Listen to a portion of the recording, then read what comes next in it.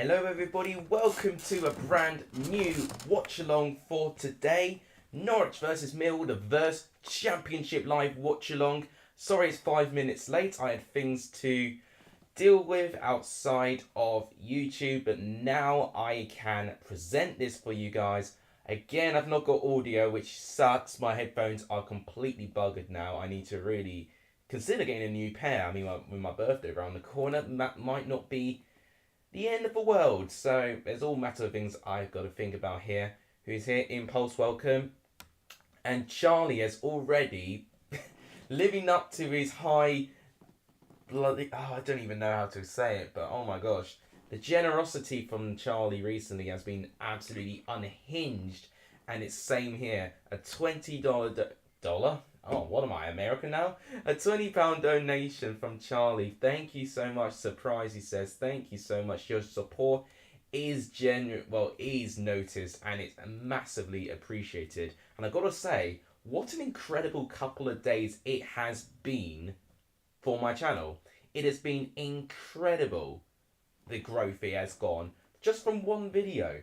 And to be honest, when I recorded that score predictions video, when I listened to it, I sound very unenthusiastic, didn't really articulate my points to the level I wanted to, but then suddenly it's my most popular video this year.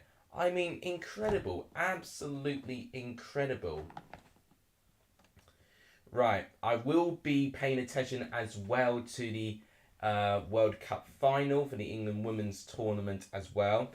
To cut a spoiler, bad news for England at this moment of time because they have fallen behind against Spain first in hand. So Spain have taken the lead pretty much with their first meaningful attack. Carmona with the goal. You can see here England starting quite well, but Spain have now grown into the game. So you can see with stats, very close, same amount of shots each, same amount of shots on target. So there's not a lot that separates these two teams, but Spain are the one that took their chance at the moment, and England need to really dig deep and see if they can get something out of this. Of course, they won the last Euros at Wembley, of course.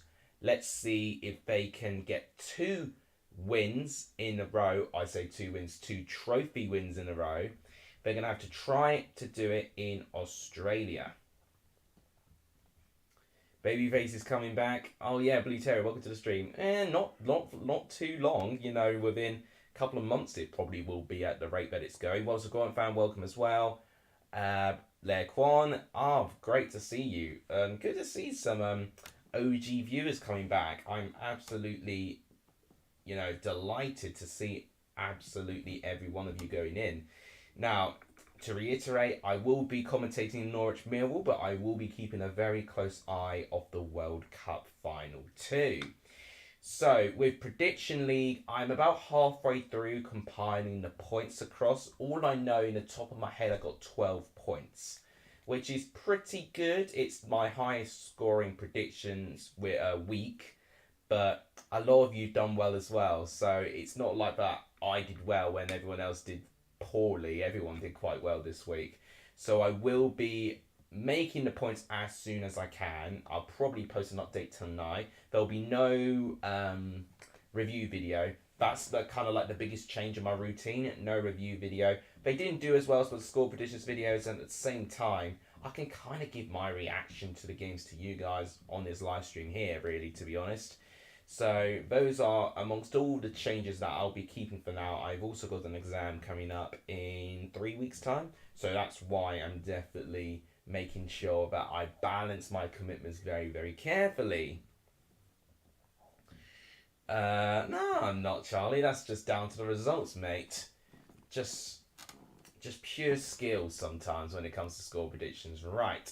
So I've actually made the scorecard for Norwich Millwall. So let's actually go to the watch-along screen. I know it still shows Man City and thingy. Let me just change that with a couple of clicks. Just like that. Look at that, as if by magic. We are already back to the correct scorecard. And we will be previewing the games. They're speaking to David Wagner at the moment. I wish I can hear what he was saying. But unfortunately, my headphones don't want to work, which absolutely sucks. Yeah, so I'm just moving that. All sorts of things. Not really, yeah, perfect. Okay, love that. Apart from that, we need to do that. Change it to this. And I think we're ready to go. David Wagner greater than Gary Rowett's Blue Terrier. Is that a hot take? I don't know if it's really. Oh yeah, tell me your score predictions of Norwich versus Millwall in the comments or in the live chat here.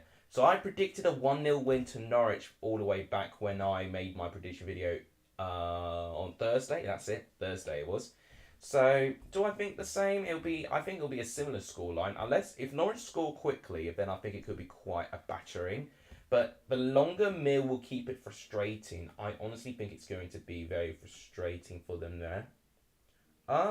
Just a small announcement about Benjamin Bloom. I follow him on Twitter, so I just figured this out. He's officially cracked 7 million views on his YouTube career. That is impressive. Give Benjamin Bloom all the claps in the world. That's a monumental achievement. I don't think I've achieved 1 million yet, but I don't think I'm actually too far away actually from that goal.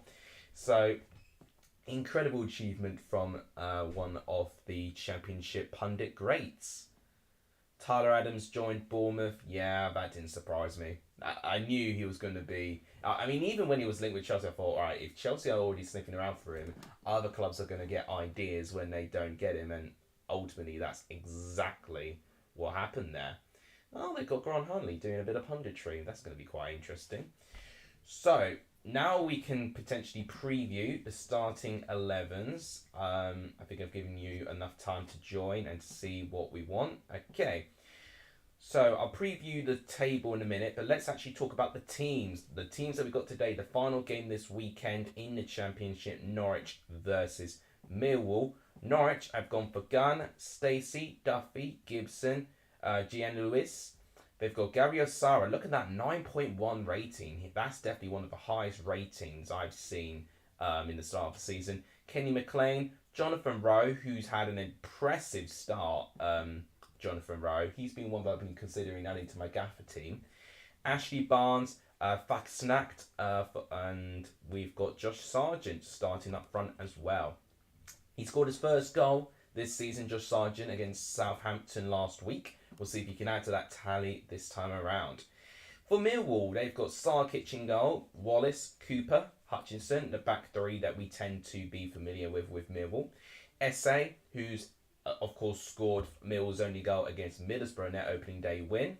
Mitchell, Saville, McNamara, Zion Fleming, Duncan Watmore and Kevin Nisbet. Kevin Nisbet, big money signing from Hibernian. I think it's Hibernian, not Aberdeen, it's Hibernian. And he's still not scored for Millwall in the Championship. And in fact, for Millwall, there's only been one goal that they have seen in their opening 2 games, whereas contrasted with Norwich, they have seen 6 goals go in.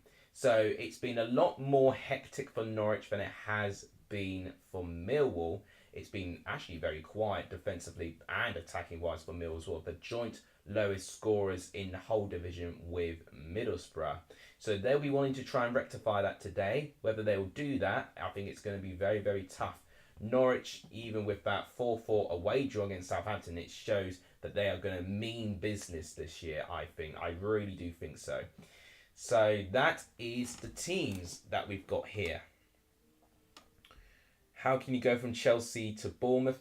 Well, Chelsea were just interested. They weren't going to necessarily get all the paperwork and the development sorted if they were able to get Caicedo and Lavia at the end. But clearly he wanted to join a Premier League club. It's as simple as that. And a lot of the relegated players from those 3 relegated teams do want to do that as well. They want to be challenged. They want to increase their market value. You know, there's no loyalty anymore a lot of the time when it comes to players. You know, it's quite rare that we see your team not go through some wholesale changes when you go and get relegated, unfortunately. So it's just hoping the damage is not too great. And I think Leeds may have had like the biggest... Yeah, probably Leicester have had the biggest change in terms of... Well, actually, I don't think I should really compare. Leeds, Leicester and Southampton have both had their first team squads monumentally changed by a long, long way. So it's just going to be interesting to see how they cope within the rest of this season. Yeah, Charlie's not happy. I mean, I don't blame you. I mean, I'd be fuming. You know, I mean, I was fuming to see three midfield players for Chelsea join three different Premier League rivals. You know, I know it's not the same, and you know, Leeds have got higher stakes, but I do understand that feeling of betrayal there. But much to my delight at the moment, neither of those three have really contributed anything to those teams. Maybe, I mean, okay, probably that's a bit harsh on Kovacic. I think he's done quite well for Man City at this moment in time. But yeah, Havertz and Mount, yeah, just what's the point of them even being there? We're seeing some of Norwich's goals here, and you know, I've got to say, this is the first time I've seen the Southampton game actually. So, moving in the right. Oh wow, look at this. Oh, what a strike that is. Incredible. That's Gary Osara, isn't it? Wow. That's why he's been so good. He's been finding those pockets of space, even in the middle part of the pitch, which I actually think is the hardest part to actually make up that space. It's normally quite compact there. So he's done very, very well. And Norwich going forward look great. Obviously, Southampton exploited a bit of weakness in their back line. Millwall could try and exploit that. But I do think that Millwall side are still looking a little bit lost going forward. There's a lot of change in that attacking line. Oh, is Zion Fleming starting actually? I didn't actually make a note. Is he starting because he's in my gaffer team? He is. Okay, so I've got a little bit of hope that Zion Fleming could potentially improve my gaffer score just that tiny bit more. Leicester haven't been playing well, but they keep winning. Well, sometimes that's all you've got to do. I mean, I would dare say Ipswich didn't play that well last week. Yesterday either. But both Leicester and both Ipswich have found a way to win. So it's difficult to play 10 out of 10 performances every single week. There's always going to be one team that finds a way to play to frustrate you and to make things difficult. It's impossible to play at your best week in, week out for the elongated period. The intensities is just too much. And you have to be robotic in a way if you have to play, you know, like a 10 out of 10 performance every single game week. So, and there's pressure as well. There's pressure. There's so much on the line there. Leicester have got so many expectations to match. Ipswich kind of not really having too many expectations to be in the position that they're currently in, at least. But both want to do themselves proud and both want to do themselves well for the start of the season. The game yesterday could have been either way. I did hear about that with Middlesbrough and Huddersfield. I knew Huddersfield took the lead, but Middlesbrough sounded like they had so many chances. But again, when they have those chances, they're not taking them. And I mean, Hackney got the one goal, didn't he? And I think it was Hackney's first appearance, correct me if I'm wrong, this season. And he made a monumental difference in that Middlesbrough intensity. So I have a feeling Middlesbrough will eventually start picking up wins. I just think at this moment they are making life a bit too difficult for themselves, actually. It sounds like that they're doing enough to create chances, but they're really struggling to be clinical. This is when the absence of Chuba Akpom, I think, is going to really hit them. They really need to find someone up top who's clinical. They really, really do. And they're missing those loan signings in Ramsey and Archer too when they're able to chip in as well. They need more signings, Middlesbrough, basically. That's basically what I'm alluding to.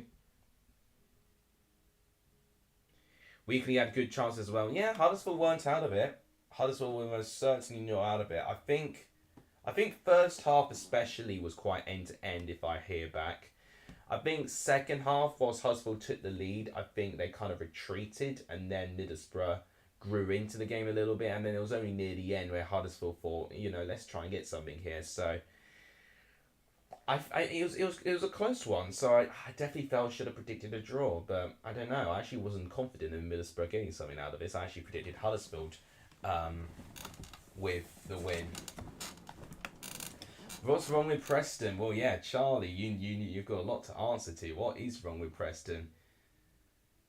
I mean, I don't mind Preston, to be honest. Like, they're quite a non-offensive club, really, to be honest. I tell you what I do need to do. I need to watch Ben Bloom's vlog to Loftus Road. But honestly, God, sorry, I was just something on Twitter there. Preston's home team. Oh, right. Charlie says they're boring. Well, if they're boring but get results, ultimately they're doing exactly what Stoke were doing in the Premier League, what West Brom were doing in the Premier League, what Burnley were doing in the Premier League for a brief period of time. Unfortunately, Charlie, there are a couple of these teams that just inevitably sit around a mid-table and just keep things stable and safe. Preston, however, have been in a nosebleed position at the moment because they're in the top six currently. There's one of the very few teams still unbeaten in the league. I think there's 6 teams still looking for their first defeat in the league, but there's also 6 teams looking for their first win in the league as well. Impulse wants Preston to go up. It would be an incredible story to see Preston in the Premier League. But at least Preston wasn't like last season. Oh, honestly, last season's Preston probably was one of the most boring sides we saw. They're at least taking their chances now, which is encouraging on their part. Bang average side in the league. There's a lot of... there's a couple of people saying that Preston are just like average. They're not good. They're not bad either. So, yeah. I mean, it's going to really depend to see if they can improve from that because they're definitely not in the average positions on the table at the moment, but they're doing all right so far. They choked last season, didn't make playoffs. I got to be honest, in the first 15 games they were sniffing around there, but I think after that, they never really had the momentum to compete and get back into there. If Preston were in the top 6 within the last 5 game weeks and missed out, I would have called that a choke. But I don't think Preston's squad, in depth wise, was strong enough to get into that top 6. I think considering the quality of teams we're seeing now within the Championship, you need a lot of depth in that squad and a lot of experience, and Preston just did not have enough of it. And whilst they had the best defence in the league for quite some time, after that, they just shipped so many goals in, and unfortunately, when eventually they went out of the top 6, it never really looks like going back in it, if I've got to be honest. Preston needed Archer. Yeah, they did. They did big time. That's exactly what they were missing. Like a player like Archer to chip in with those goals. Right, we've got 7 minutes to kick off. Let's actually preview the squads again, just in case anyone else has joined. Norwich are going for... that's the wrong cursor. There we go.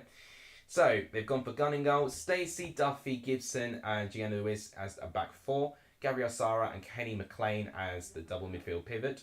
You've got a front 3 of Jonathan Rowe, who's had a brilliant start. Ashley Barnes and Christian Fasnacht. And then Josh Sargent is starting up front. It looks like they're showing the highlights of Plymouth and Southampton on TV. One score I did get spot on, and with Adams scoring as well, it did my gaffer team so many favours as well. Millwall's team looks like this. You've got Sarkic, a back 3 of Murray Wallace, Jay Cooper and Sean Hutchinson. You've got a midfield 4 of Esse, who scored Millwall's only goal so far this season, with Billy Mitchell, George Saville and Danny McNamara. And then for the front 3, you've got Duncan Watmore, Kevin Nisbet and Zion Fleming. Let's actually look at the table just to remind everyone what we're looking with. So Ipswich and Leicester still the only 2 sides with a 100% start in their league. Birmingham up to 3rd, which is impressive. Southampton and Preston are the only other 2 teams to have won 2 games out of 3 with not losing. Hull have also won 2 games, same with Stoke. They're on 6 points, just behind the more comfy lot within the top 6. Watford, with their first defeat, have now fallen down to 8th. Coventry still sniffing around that competitive side of the table in 9th. Norwich could be as high as 3rd, depending on their scoreline today if they beat Millwall. Plymouth, higher mid-table position at the moment. Same with Blackburn and West Brom with a win, loss and a draw, and actually Bristol City the same as well. They're on 4 points each. Then you've got to the teams who have lost at least 2 games. You've got Sunderland, QPR, then you've got Swansea, Leeds, Cardiff.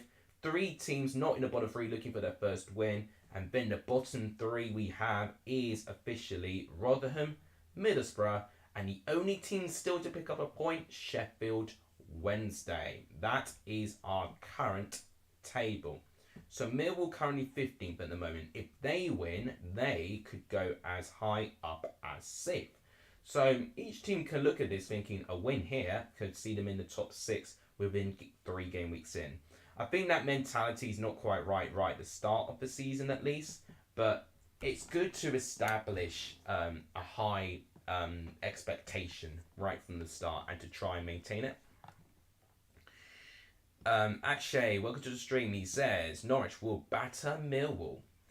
Please tell me your predictions actually in the live chat. I'm very interested to see what your predictions are. I think I saw Wallace Gordon fan predicting 3-1 for this game. Darraj, welcome to the stream. Maybe a draw against Swansea isn't so bad. Yeah, I mean, I did see the stats that Coventry have got a poor record against Swansea, and I did back them for a win, so maybe I should have looked into that. But I thought Coventry this year looked absolutely good. They were outstanding against Middlesbrough, so I thought they could carry that on. And to be fair, I do think Coventry edged it against Swansea, but Swansea actually managed the game as well as I saw them in their previous 2. I think Swansea will be a team that improves the more games that will go on within the season.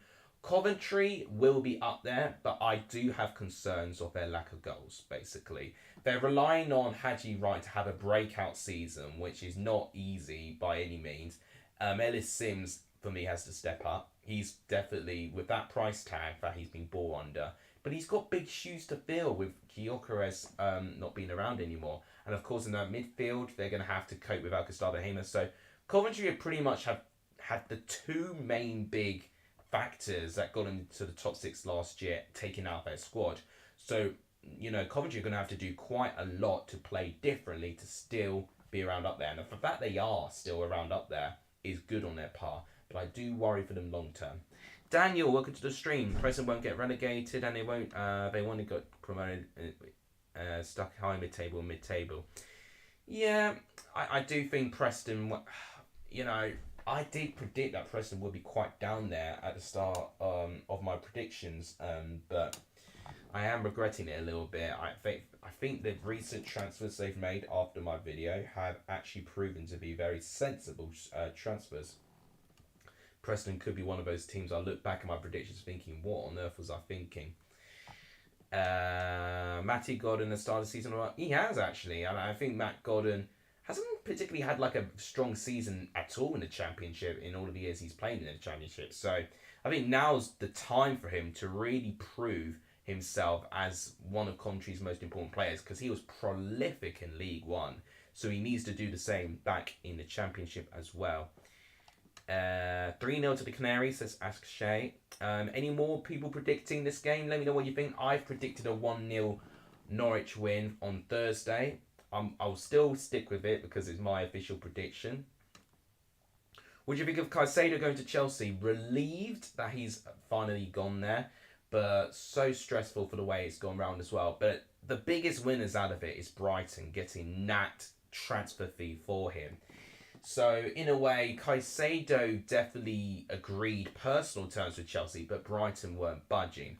Liverpool come in and really try and win Brighton over to sign him with their fee. Brighton initially accept him to go to Liverpool. Caicedo still has personal terms agreeing to Chelsea. And ultimately, what it meant that Chelsea had to slightly pay more for what Liverpool set out to be. So, I think people are criticising Liverpool for not getting him in, considering they really need a new midfield based on what we've seen from them so far. But in a way, they've actually made Chelsea, I think, pay more than they wanted. But the embarrassing part for Liverpool is that they were supposed to get Lavia, and Lavia has actually opted for Chelsea as well. I was expecting one or the other, really, to be joining, but Chelsea had won both of them, which could be a little bit over-egging that sort of area in the pitch.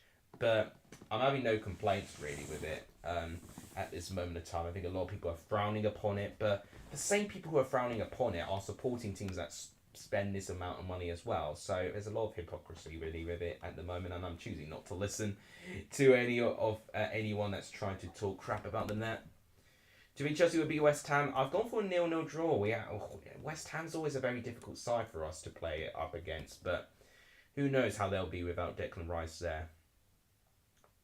Okay, so we're just about to start. It is officially 12 o'clock, but they've not kicked off yet.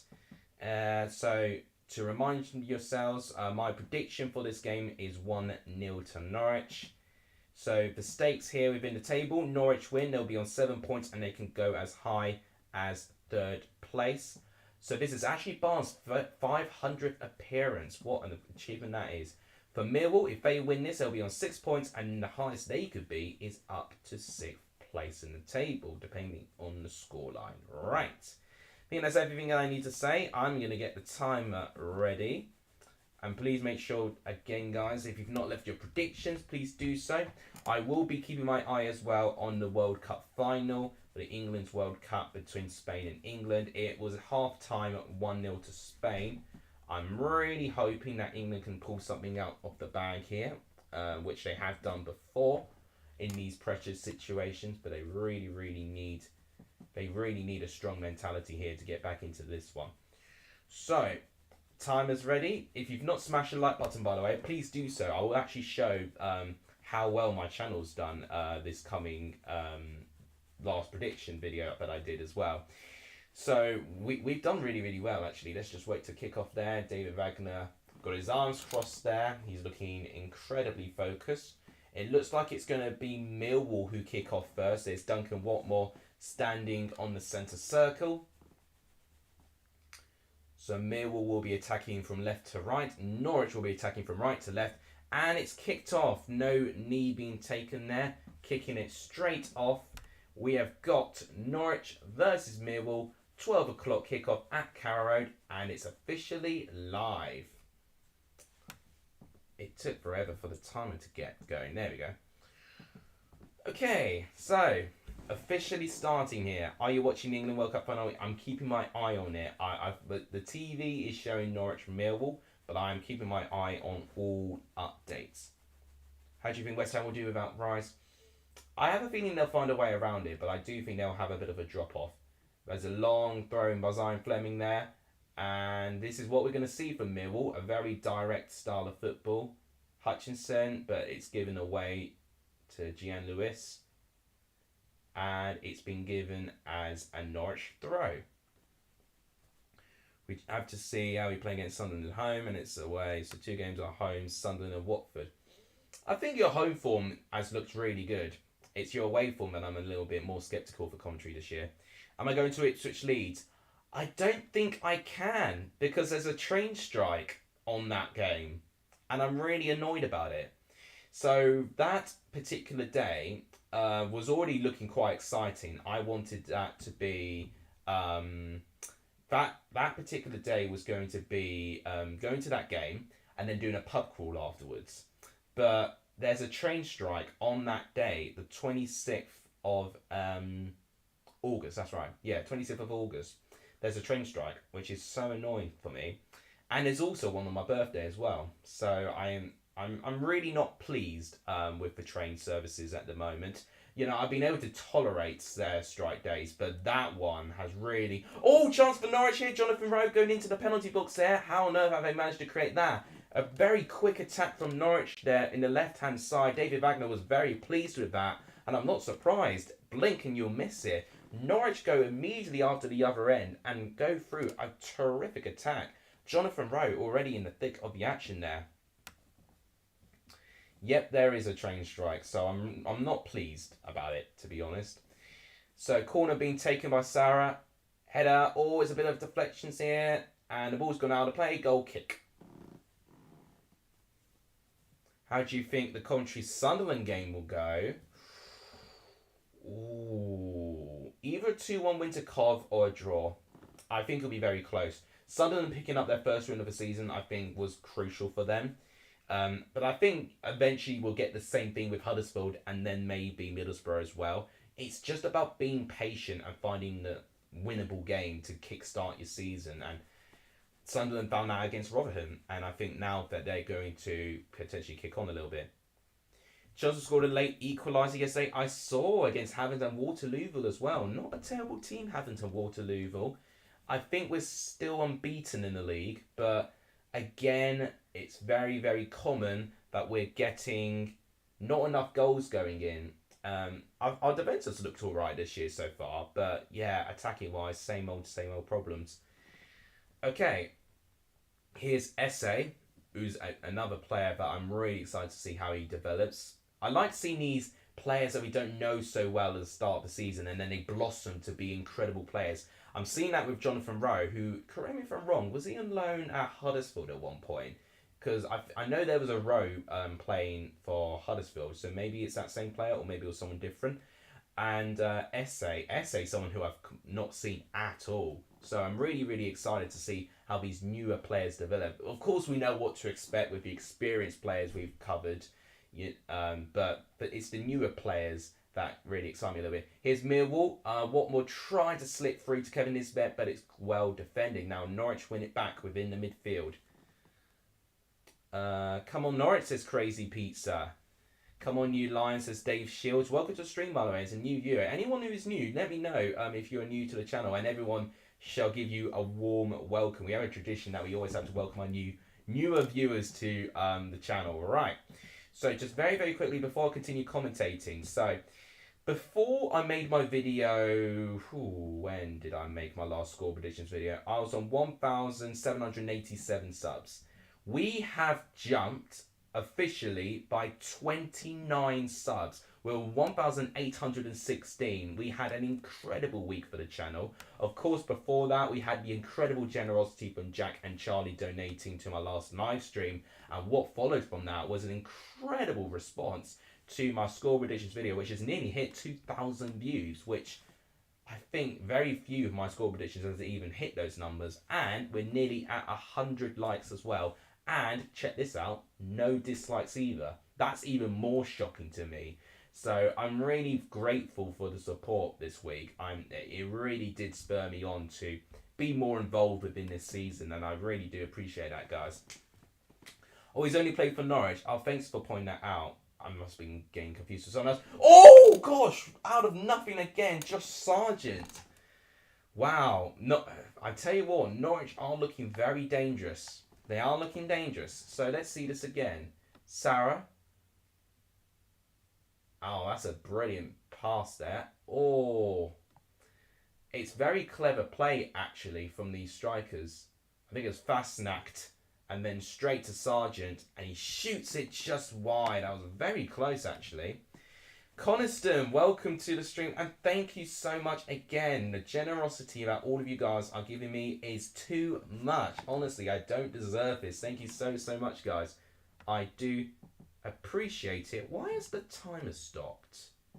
I've just noticed that. Why is my timer stopped?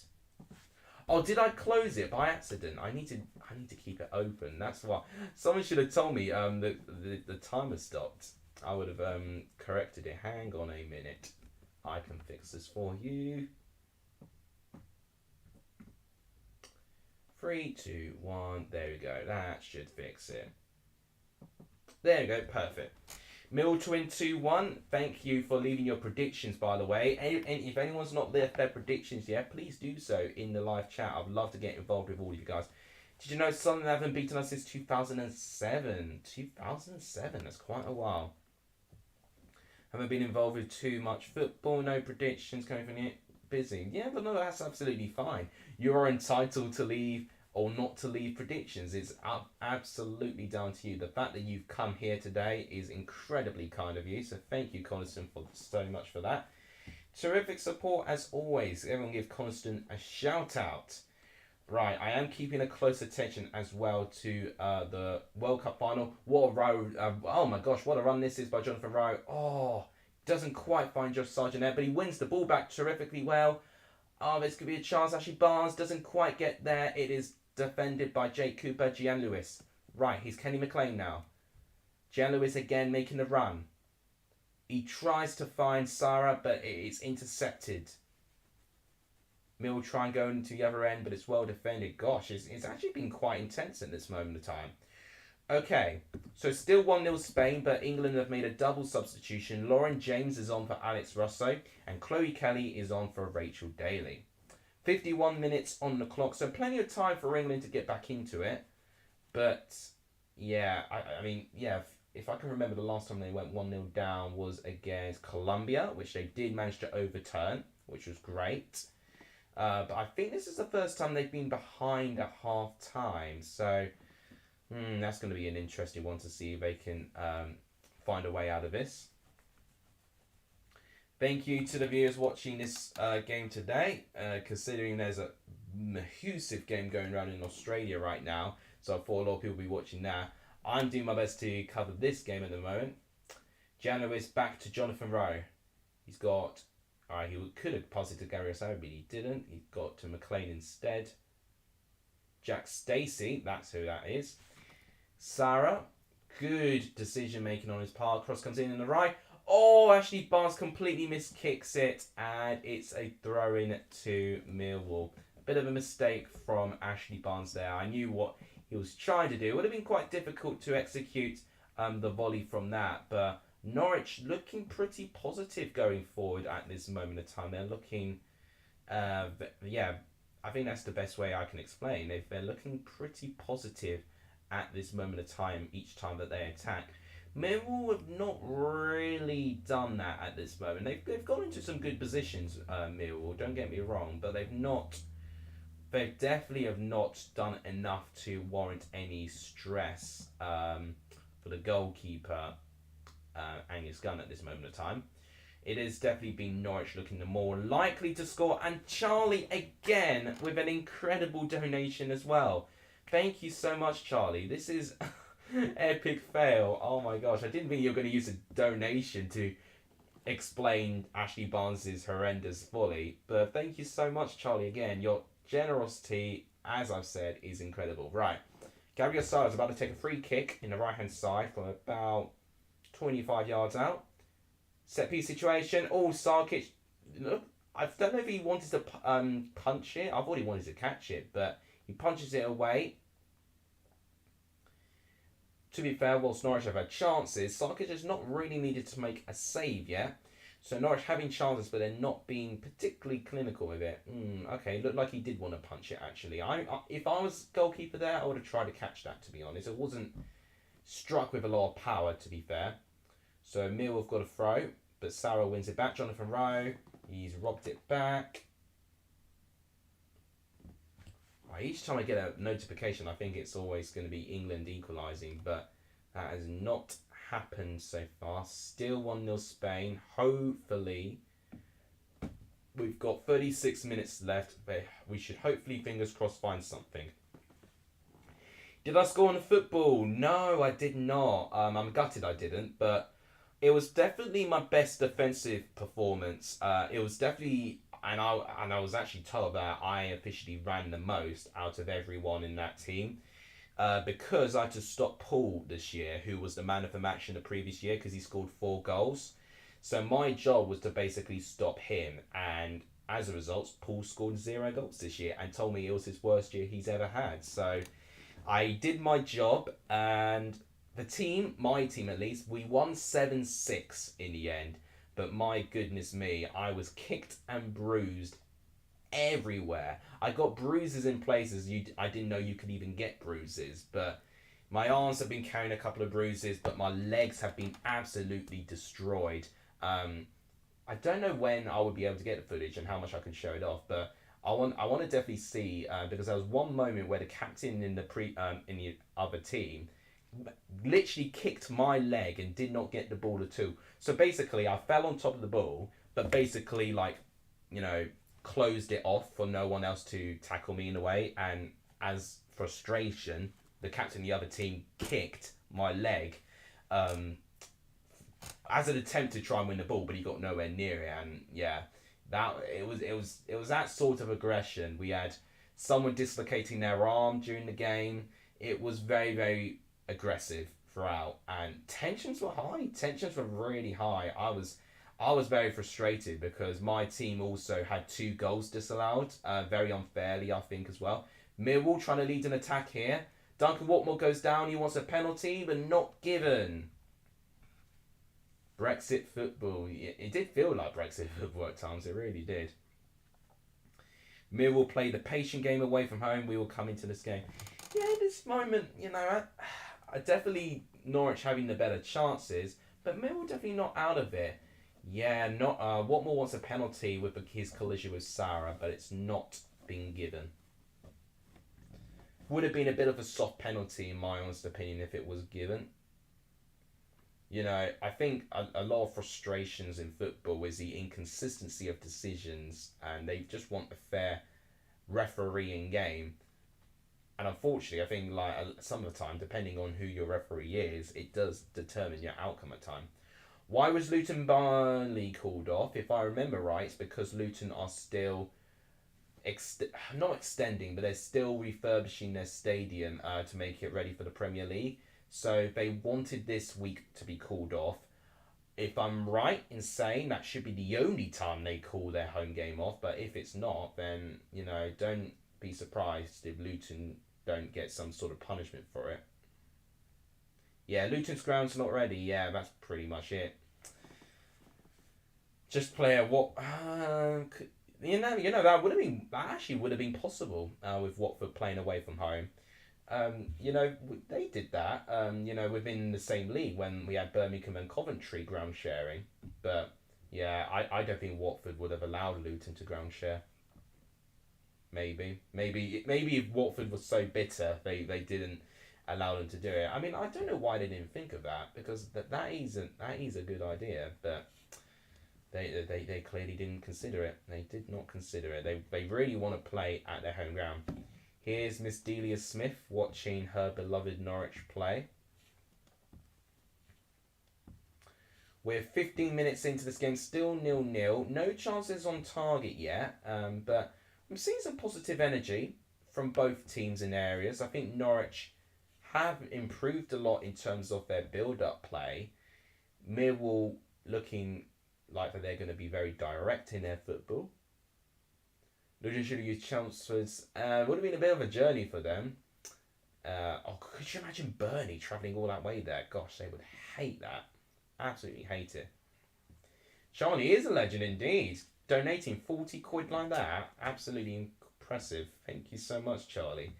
I won't tell Jack, because Jack won't be happy with that. Jack's been... So, the reason why I was actually donating so much in the end is because Jack and Charlie kept going back and forth, seeing who can donate the most. I'm like, guys, your poor bank accounts are really going to be thinking that you've been scammed here. In the early 90s, Charlton played at West Ham, Wycombe Luton played either Brentford or Watford. They definitely could have done Watford, where they are located location-wise. I don't know. I don't know why they didn't think of it. Maybe they just really wanted all their games at Kenilworth Road. Probably. That's probably what they wanted. Right. So, still 0-0. 16 minutes in. Still 1-0 to Spain within the World Cup finals, sadly. Hopefully, again, we'll see something. Spain have made their first substitution with Oyane Hernandez. I think that's how you say her first name. She has replaced Alba Redondo. Still 1-0. So half an hour left for England women to at least get 1 goal. If I remember right, correct me if I'm wrong, but I think the last time England women played Spain women was in the Euros. It may have been a quarter or semi-final.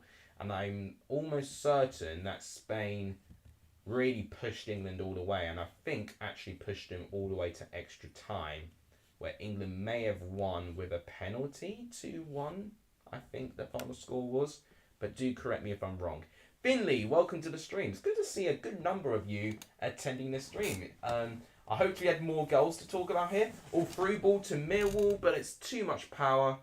And Zion Fleming can't get there. Anger's gun gets there. Vijay, welcome to the stream, and thank you. That is incredibly kind. I've noticed that some people really notice straight away, and some have just thought, has he taken a train? I don't know. Thank you, Vijay. Norwich now in possession of the ball. Here's Ben Gibson, back to Angus Gunn. I'm now getting names sorted now. I tell you what, Gabriel Sara has played in every position this pitch. He's played as the player closest to the goalkeeper, and he's also played as like the main striker at times as well. Sara is literally playing whatever position he wants to play in, which could be good, but it could also be a bit of a problem as well. Josh Sargent now, Jonathan Rowe with the cross, and Jack Stacey can't get there. I think again with Norwich, they have good moments of play, but that final ball, it's like they overcomplicate it, and then the chance goes gaping away. But right now, what we're seeing is that Norwich are definitely attacking more on their wings rather than going centrally, which is interesting. But I think with the back three formation for Millwall, that does make sense to try and stretch that back line. This is a really good solo run here, and oh, it's good defending right at the end. Oh my goodness me. Don't know why I'm hearing a lot of noise here. What noise am I hearing? Something's going on downstairs. Anyway, that was a really good solo run. Who was that? Was that Kenny McLean? Kenny McLean making a really good run. That may have been that may have been someone outside actually. I think it was Murray Wallace that managed to stop that blistering run there. Nicky Mares says, "Come on, Millwall." It's nice to see a couple of Millwall fans. Let me know if we've got any Norwich or Millwall fans in the chat. I would love to talk to each one of you really. I think I've had a couple of Norwich fans on the channel before. Millwall's been. I don't think I've really had a lot of Millwall fans at all. Dave's supporting Millwall. It looks like Norwich have got a free kick, or have they? Yeah, they got a free kick, like right just outside the penalty box. Okay, they must have waved a foul during McLean's run. Sara the free kick. What a save! Brilliant save by Mario Sarkic. Brilliant save. He keeps Millwall into this. Matches Sarkic, sorry, that's his name. That is a brilliant save. That will be up there for Connor Hazard's save against who took the free kick? Adam Armstrong's free kick yesterday. I don't think it was as powerful as Adam Armstrong's free kick, but I think positional wise it was much better. So I think they were equally good saves. Brilliant save by Sarkic there. He keeps the scoreline 0-0. Gabriel Sara taking the corner. Takes it small. Oh, Ashley Barnes. Or is it no? It's McLean again. McLean's getting some good positions actually. But unfortunately for him, he had too much of work to do. God, come on, England woman. It's still 1-0 to Spain. Yeah, very strong challenge by Hutchinson there. He does just about enough to put off Kenny McLean, and he blazes the ball over the goal. Millwall were excellent last year. They are a team to watch if they can improve. I think they only need to improve their attack. I think Millwall's defence is already very solid. Their midfield is okay. I think it's just their attack that they really need working on. Here's SA. McNamara now on the ball. Back to SA. Here comes an attack from Millwall if they can execute it. Gian Lewis, brilliant tackle. I've got to say, Norwich in this attacking game have improved. They want a foul, and looks like SA did a pretty unnecessary foul there, to be honest. Oh, you're actually not a Mill fan, but you bet on them to score first. Oh, okay, fair. That's another thing. How many of you have actually betted? I mean, I'm not... If you're underage, don't bet. I don't really bet for money, really, because I knew if I did, I would actually grow addicted to it. So it's a subconscious decision that I'm deciding not to bet. But I know a lot of people in my work do. They do bet a lot of the time. World's Greatest DJ says, "Come on, Lions." Yes, so I'm also watching Spain and England in the World Cup Women's Final. On my phone, it still says 1-0 Spain, sadly, though. But we've got 25 minutes plus stoppage time left for England women to get at least one goal. I would actually take going into extra time. I want to actually check the attack momentum. Let's actually just quickly go by the stats for Spain and England here, because I have got it open on another screen. Oh, again, brilliant defending by Millwall. So, Spain having more of the ball. Oh, but look at that. Dominated. In this second half, it's Spain who are dominating at this moment of time. England only having one shot. 50-50 on the ball. Oh dear. So Spain are doing absolutely everything right. Big chance and hitting the woodwork. England have had one shot. Oh dear me. Is it going to be one of those days for England? It could very much be. But if they're getting as close as hitting the woodwork, it should hopefully give us a little bit of a chance that even if they don't play well, they can still get something out of it. So, still 0-0 between Norwich and Millwall. What that does to the table is as follows. Norwich are just outside the top 6 with a draw. Millwall will raise up to 14th. So, not a huge change with Millwall. Charlie's predicting Spain to win 2-0. England game will go to extra time, says Dave Shields. That's what I think could happen, but whether it will, I really hope it actually does. That's like the worst case scenario, but I want to happen.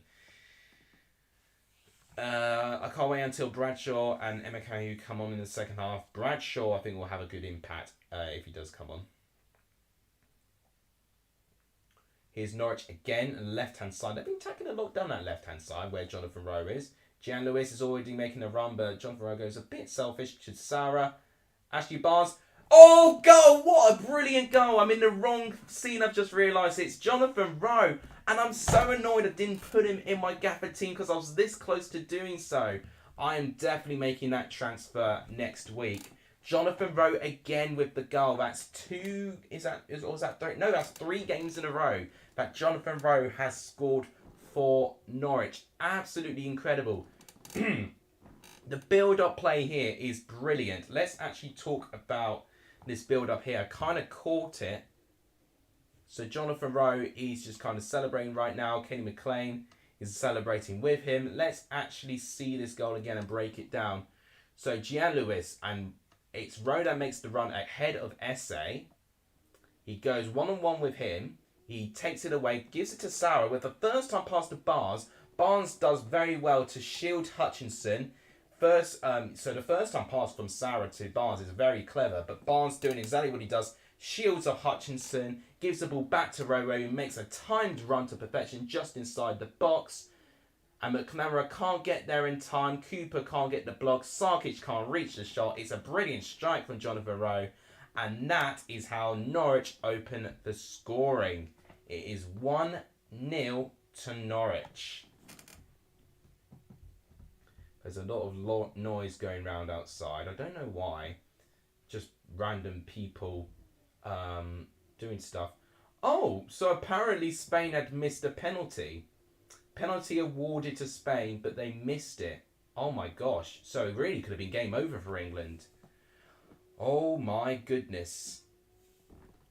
So just to show you what I just saw here. So if you could see here, apparently Hermoso took the penalty. And it was, I don't know if it was a miss or I don't know if it was a save by Ips. But if regardless, Spain could have really taken the game away from England there. It has become a great phenomenon. And I think just about time it did. You know, that you've actually got really talented people there. Right, so Spain have missed the penalty. Hopefully, that should wake up England to get something out of this here. They really, really need to get something here, you know, and quick, because time is running out.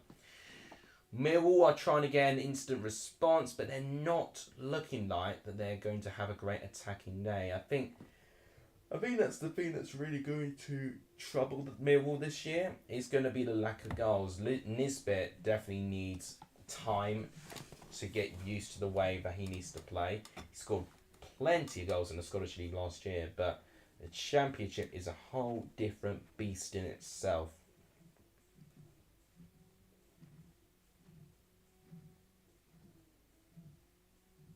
Ah, sorry, I've just been sent something.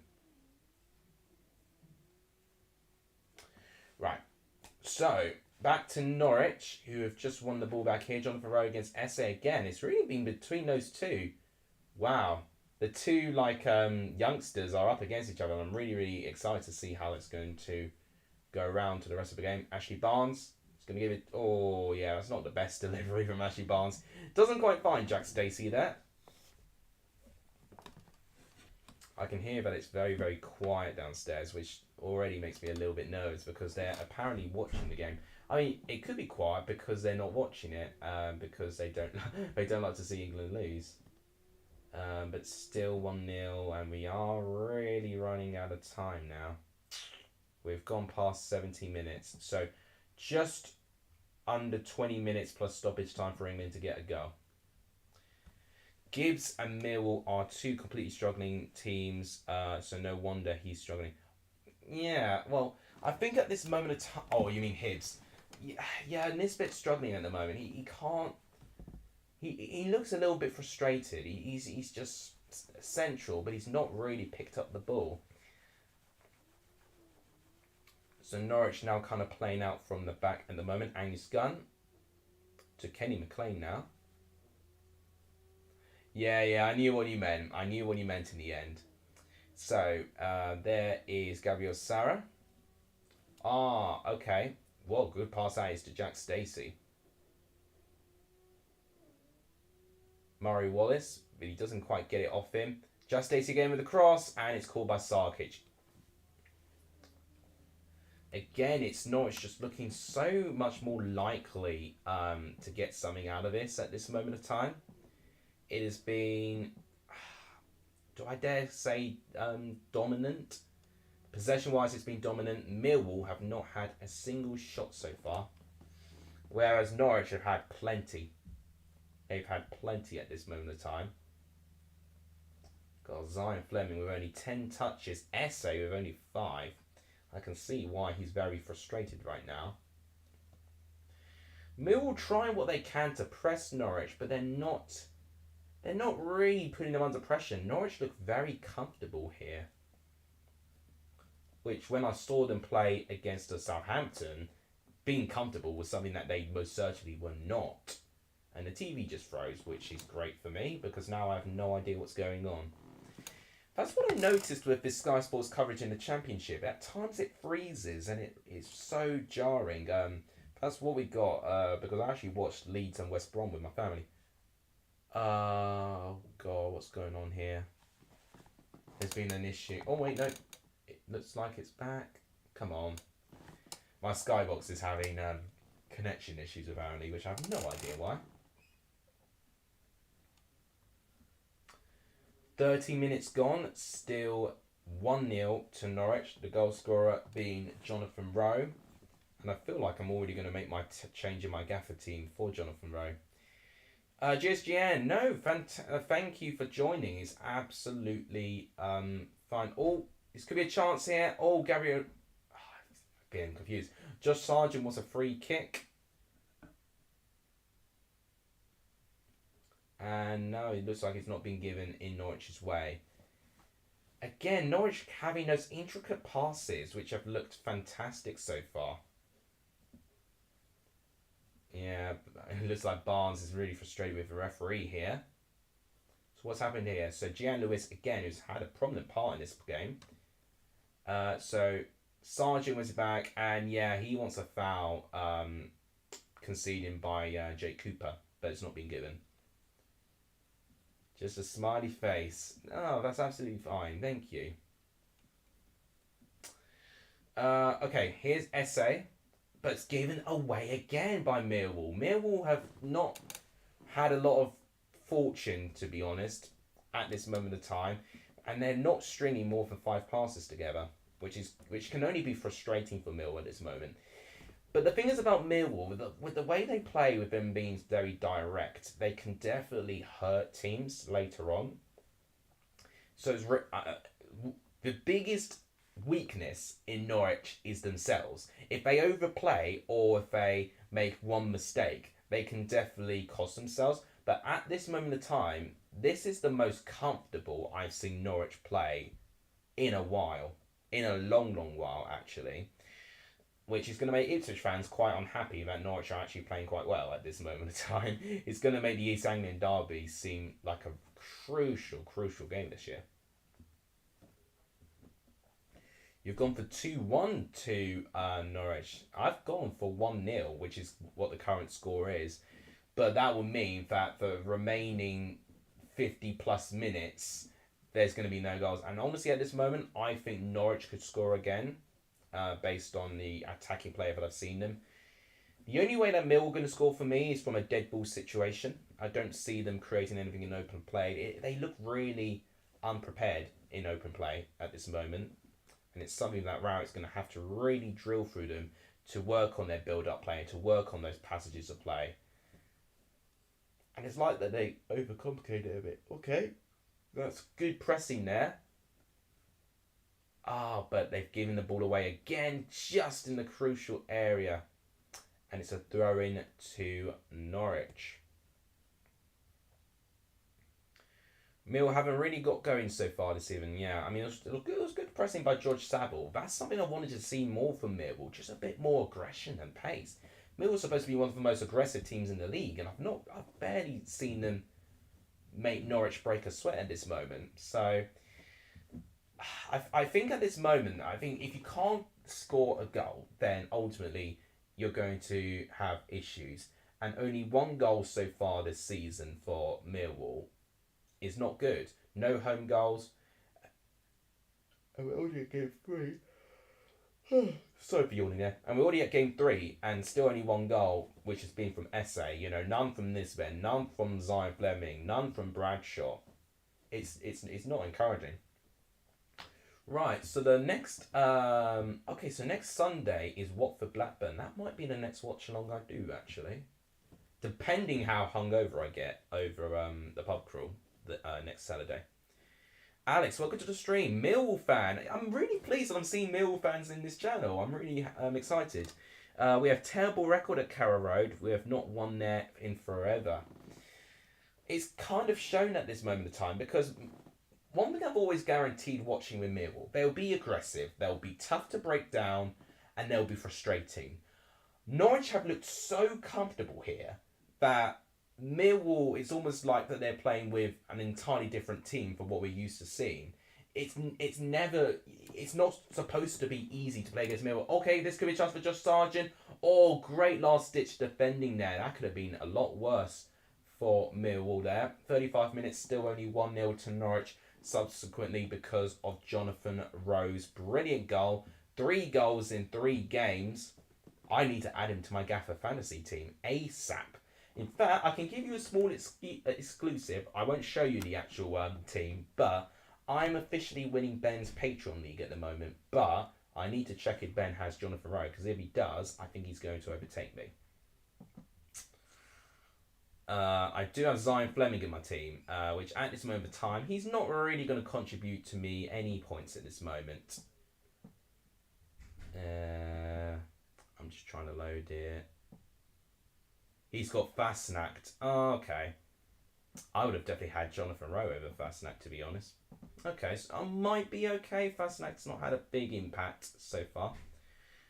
What's my take on the West Brom unawarded red card versus Leeds? So is that on Jason Malumbi? So because he had that... the debate is whether he should have been booked twice, because he had that handball... Or it's SA actually for Millwall. Oh, headed away. Millwall still in the box. Chance! Oh, what a chance. This is Millwall's closest chance to scoring so far. Out of absolutely nothing. Millwall have had a good chance here. It's Josh Sargent going into the other side of the pitch now. He's running all by himself against 3 Millwall players. Can he get something out of this? He tries, but it's good defending. But it's still Norwich's attack here. The attack's not over yet. Gabriel Sara just outside the box. Jonathan Rowe. Oh, and he gives it away. It's good defending by Jake Cooper. Wow. So they're panning the cameras on Nisbet. I think that was him with the chance, but I think it was Ben Gibson who had the crucial block. So let's see this again. It is Nisbet with the chance. So they've... Is it a handball there? Ooh, that could be a controversial point. The handball is definitely the most widely disagreed point in any game or any fan, really. So we're already talking about Malumbi not being sent off. Chance for Sarah! Oh, just over. Right, Norwich still smelling blood. So just now, actually, as we were talking about a handball decision not being given, another handball decision has not been given in the way of Millwall. So a shot by Nisbet and supposedly hits Ben Gibson like in this region of the hand here. I tell you what, the handball rule I think is definitely the one rule that people are just so confused by is the perception of thinking, is it deliberate or is it not deliberate? Is it like any time that hits the hand that should be given with something? You know, I think the handball rule is definitely proving to be one of the most controversial points so far that we've already seen many incidents of this season. Unlucky from this bit there. I need to remember the replay here because I don't think Malumbai purposely looked down at the ball, but I think the motion of when he was running did move his hand towards the ball.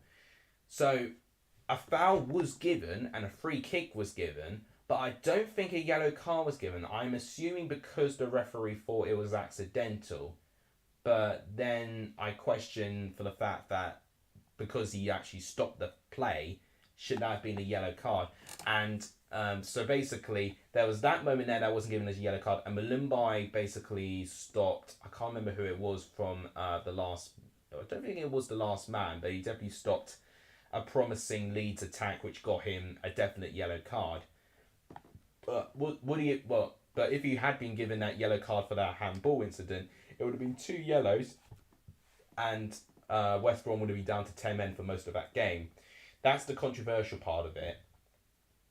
It's hard to say. I need to see the replay back to see if Malumbai is looking down at the ball as he moves his arm. Because I felt if he moves his body, but his hand does move towards his arm, but he doesn't look at the ball, I personally would think that's accidental. But if he looks down at the ball and moves his hand to it, that's when I know it's intentional, and that is when I know at least a yellow needs to be given. I don't know which club to support. I can't make a choice. Well, think about where you. I mean, the easiest thing to do, I would say, is like what EFL club do you live closest to?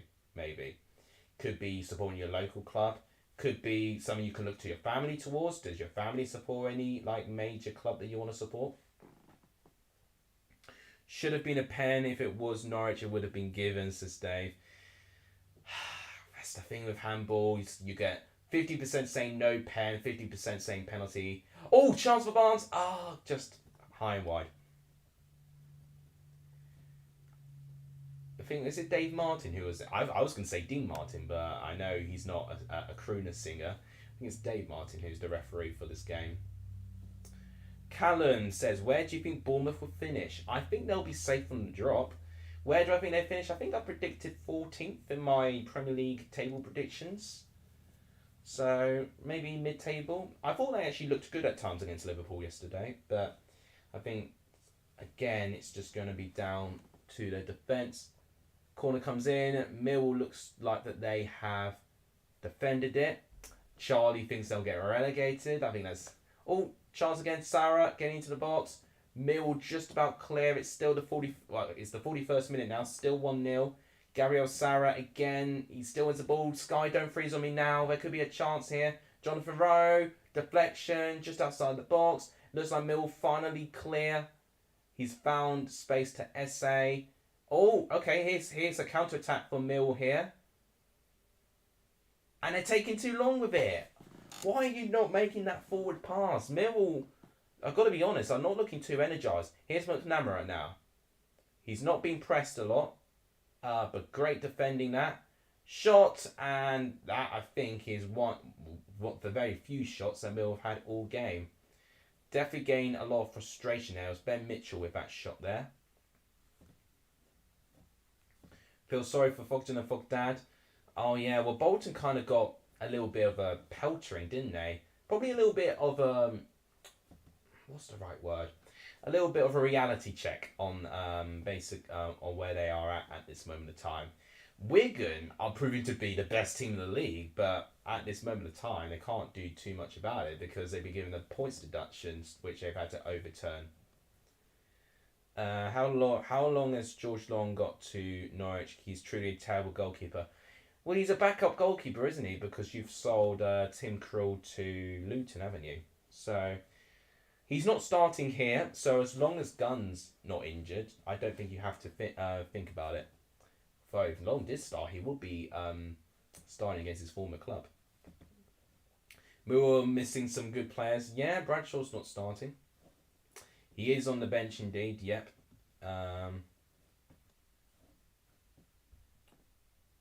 Adams is a one-trick pony, says Charlie. I can see like the different stages of grief going on with the sale of Tyler Adams with Charlie right now.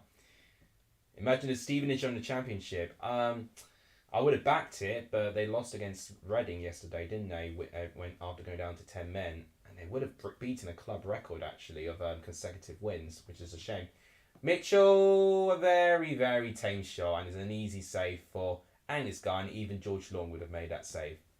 Do you think Bradshaw will play? I should think he should play, but I think, again, it's down to Rowett trying to give Nisbet enough opportunities to try and get something across. And I think at this moment, it may be Fleming that did the shot actually, not Ben Mitchell, my apologies. It was Fleming that took that shot. But I think Nisbet at the moment, he did have that one obviously controversial shot that was blocked by the hand of Ben Gibson. But other than that, he's not really found some rhythm in this game. Norwich again with another attack in the 44th minute. Millwall will be hoping just to hold on to 1-0 before half time, and it's nearly 2. Jonathan Rowe again could have scored again. A quick attack again from Norwich, this time from the right hand side. So Ashley Barnes to Jack Stacey, who's whipped in quite a few good deliveries here. And wow, powerful header from Jonathan Rowe, but just wide of the post. Ampadu has played a lot of championship experience though. I think at this moment of time, if he's played at international level, he must be doing something right.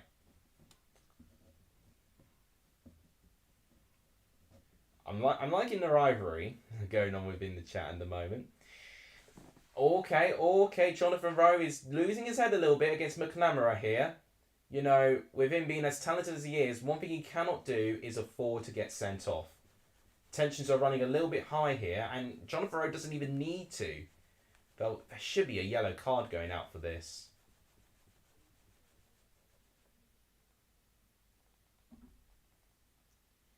Right, yellow card being given to Ben Mitchell here.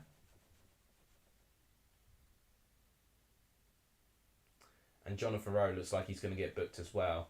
What on earth happened there? So he was almost head-to-head with McNamara. Okay, so let's see this. Ashley Barnes against Ben Mitchell. So he pushes Ben Mitchell to the camera, and then Jonathan Rowe loses his head to Ben Mitchell, and McNamara basically tries to calm it down, and he doesn't really. So yeah, Billy Mitchell does get a yellow card for his push on Barnes, and Rowe gets a yellow card for his reaction. Only 1 minute of added time actually, which will be on the 47th minute because that whole first minute was down to that alteration there. Okay, here's Zion Fleming.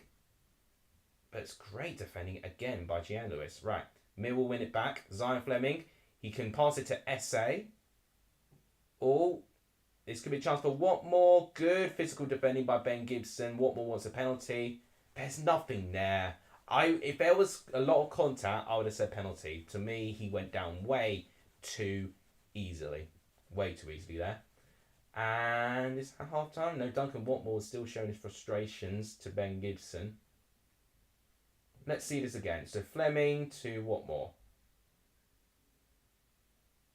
No, it's not a pen. It's not a pen. No, I'm sorry. That is way too little contact for me, for him to go down in that way. What he does, he takes the opportunity because Ben Gibson just very lightly grabs his arm, but then Watmore falls backwards. It makes no sense. If he were to fall down, he would have fallen forwards. That would have looked more convincing. Right, so the half-time whistle has gone in this game. 1-0 Norwich, which was my prediction actually at the start of this game, but whether it's going to stay 1-0, we will have to wait and see. Right, I need to actually see what's going on with the England game. Right, half time. I'm actually. Do I dare? I'm actually going to watch it. I'm going to watch England Spain. Oh, it's on ITV. Right, okay. Should be £2 this day. Oh, what a save. Looked like the Spain... Oh, no, it was Spain that went... Was it Spain that just made that save? No. England have come very close there. 13 minutes of added time. Oh, my God. It's still 1-0 Spain. Oh, no, it was Spain that had that chance. So Spain could have ended it. Oh, my goodness. Right. For out of half time, we're going to watch this game. We're going to watch this game because after this game, it should just be near the start of the second half. Spain still 1-0. 2 minutes of the 13 minutes are up. Spain take the corner. Headed away. Right. Need to keep the ball there. Keep it in the pitch. You need more pace than that. It's a Spain thrown, I think. I think it's a Spain thrown.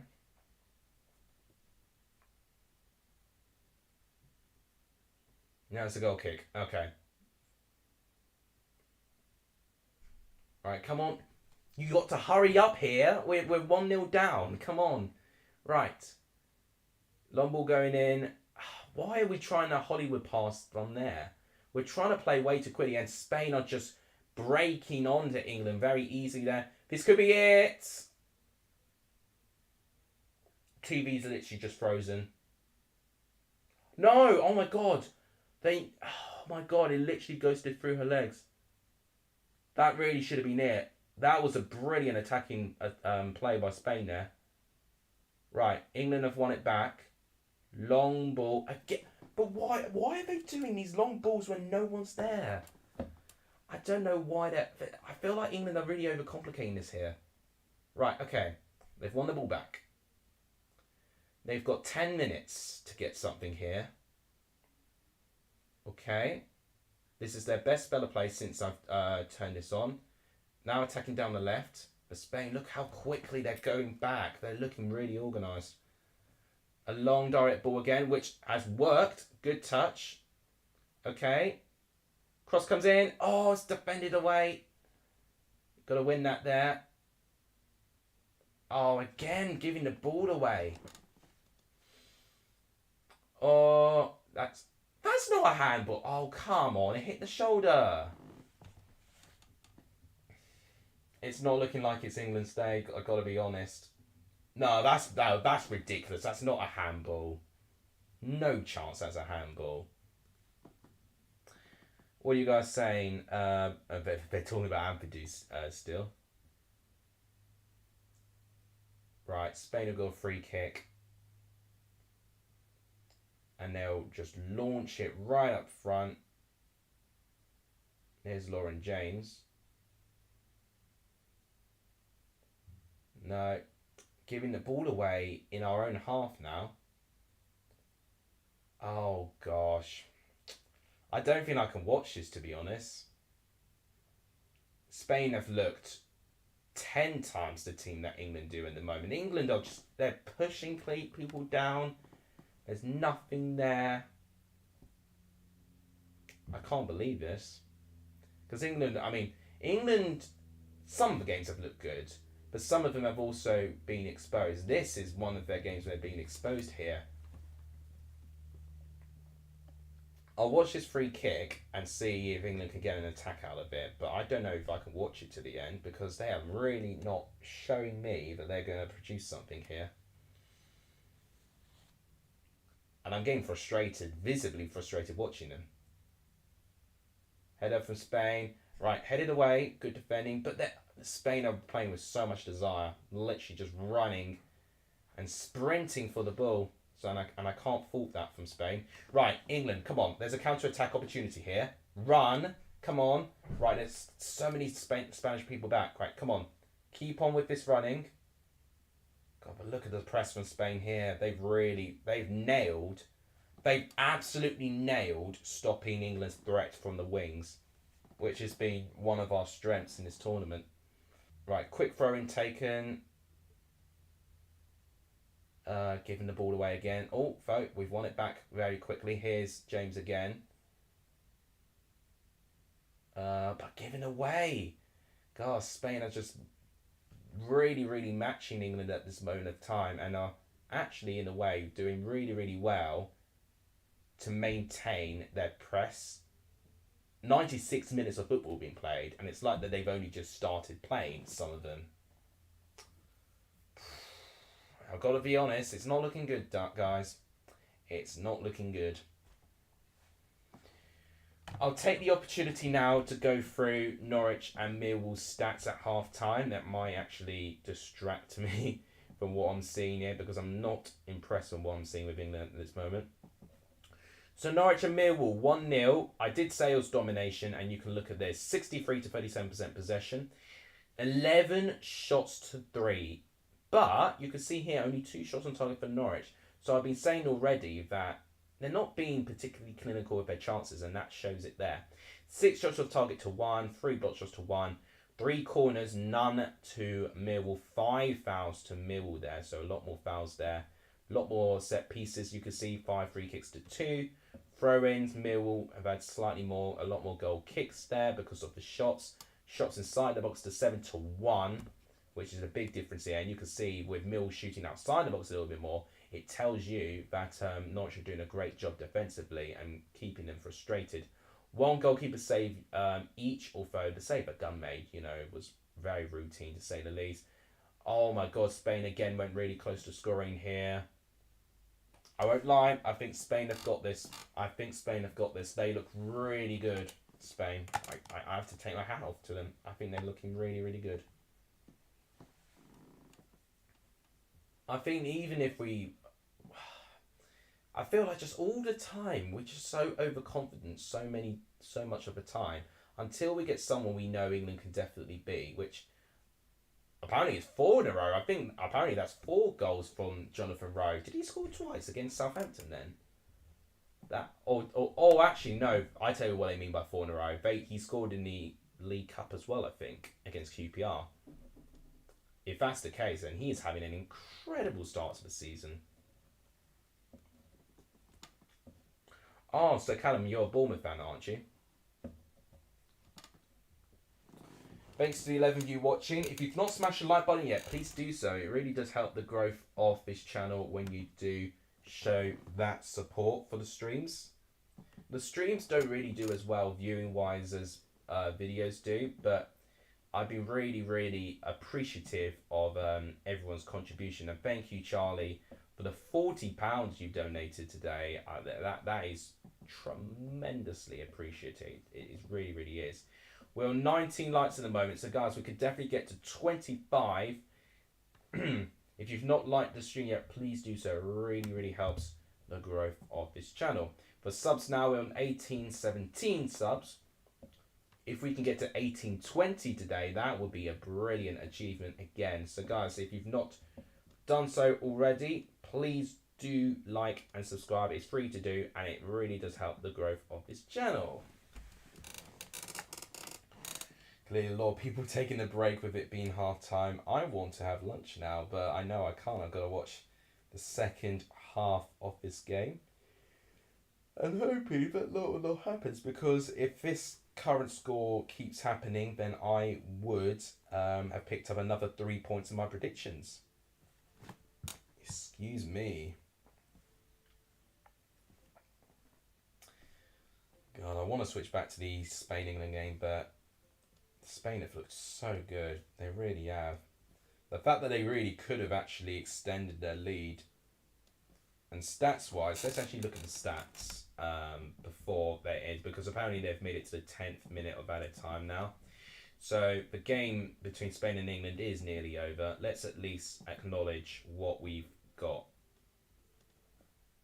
So we have, in terms of stats, 58% to 42, 11 shots to 7, 5 shots to 3, 4 shots to 3. So Spain have just narrowly edged it. By the looks of things there. 2 offsides, 14 fouls, 12 free kicks there, 23 throw-ins, goal kicks, yeah. And that sounds about right. Just based on those stats, Spain look like that they've just slightly edged it. And by the looks of things, they're going to get exactly what they have performed with. So another thing I like to do within my streams is to look at the bench and make suggestions of substitutions to both teams. So Norwich's bench, they've got Omar Bamidele, they've got Fisher, McCallum, Warner, Gibbs, Nunes, Springett, and Adam Ida. Ida could definitely go on for Sargent at some point if Sargent gets tired or picks up an injury, I'd say. I wouldn't be against to see Sam McCallum. I think he could suit this game at this moment of time as a fullback there. Although, I've got to be honest, January has actually had a really good game so far. Nunes for midfield could do well. Omar Bamidele, good option at the back as well. So they'll be the 4 first ones that I would make. What is Mill's bench looking at? Mill definitely need more changes here. So they've got 2 goalkeepers on their bench, which is strange. Got Harding, Malachi, Leonard, Vogelsammer, George Evans. Okay, I thought that was full time for Spain. England wasn't.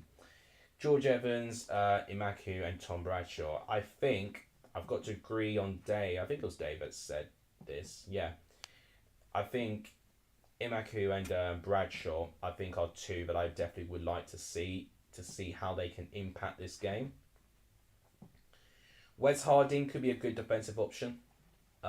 Brilliant experience. And Vogelsammer as well. Whilst he's not contributed too many goals, he has played a lot of games for Millwall last year, and I think he can offer something out of the bench. Definitely not the goalkeepers unless Sarkic picks up an injury. So yeah, we're minutes away from Spain lifting the World Cup at this moment. It looks like it's going to be a very tough one for England to take, which is a shame. Imaku is our big hope, says Alex. Yeah, Imaku and Bradshaw are the 2 for me that I think need to go on first, like right away. If Mill have any ambition of getting a draw, that's what they need to do. Watford are doing no worse without Sar Pedro, no better either, to be fair. I think this was one for few. Well, their loss to Stoke was one of the times where they really did lack a vocal point up front this time. So it wouldn't be bad from them to try and get another striker in. But I think defensively they've got a decent core, and of course Backman staying as a goalkeeper, he's very competent too. So there's definitely a lot of good things there. They just need the right balance. They need the right squad. They just need to play like they did in the first game of the season against QPR, and maybe they will do well there. Spain again there. They're 14 minutes being played now, and it's still not full time yet. England are going to need to hope for a miracle. They really do now. I think it's just too late. Too late for them there. So close, but yet so far. Another, and it's full time. It's officially full time in Australia. Spain have won the World Cup, and looking at the stats, deservedly so by the looks of things, which is a real shame for England. Being promised a lot, but unfortunately they do miss out, and the breaking news has just come in to the EFL as well. England have been beaten in the World Cup final, 1-0 by Spain, which is a shame. How England fans are feeling? Spain without the S. It was going to be inevitable that I was going to do this joke inevitably. I think I may have already beaten someone to it. Spain without the S for England fans today. What a shame. So close, but yet so far. It was Carmona's first half goal that was the difference in the end. And it's another World Cup it's another competition that England have lost to a final to. Right, trying to move on from that. Let's move on to the second half, where hopefully we carry on with a fantastic game of football. Norwich now kick off, and there we go. Second half has started. Yeah, I'm sad. I'm sad. My dad especially really wanted England to win. He kind of uses it in a way to kind of patronise the England men's team in a way. You know, he's a big advocate for the England women's football actually because they're successful. A bit ironic in that way. Right, second half's just started between Norwich and Millwall. Let's try and pick ourselves up from that horror show in Australia, Sydney. It's a shame, but hopefully we can kind of take our minds off it with this game here already. Norwich having to do some defending, but they've defended quite well there. Already, I'm seeing more aggression from this Millwall side here than I did in that whole first half. Yeah, unlucky Lionesses indeed. Charlie is pro Spain. I feel like he wanted Spain to win, or maybe just winding people up in a way. I've still not yet been to Spain. Actually, Spain is actually somewhere I do like to go to when I eventually get the chance to do so. So I am 45 minutes away from getting another 3 points in the prediction league, but I think a lot can still change. Losing finals is becoming as English moaning about the weather. Really? Yeah. Well, just losing, losing in England should be that. Losing in finals sounds a little bit more like a compliment to England, to be honest. And looks like it's a throw into Norwich. Norwich already forcing a couple of touches in Millwall's box here. We're only 2 minutes into the second half.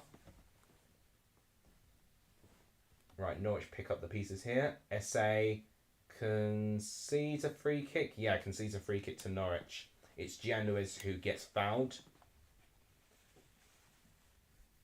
I tell you what, if Mill are going to keep conceding those free kicks, just outside the box, they are going to pay the price, especially when you've got someone like Gabriel Sara taking it.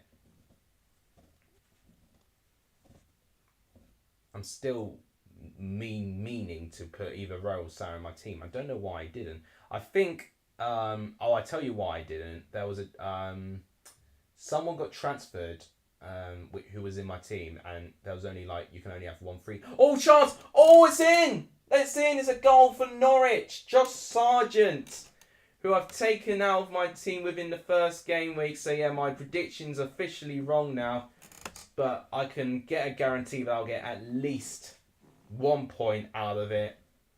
And yeah, as I said, if Mill keep conceding those free kicks, they're going to pay the price.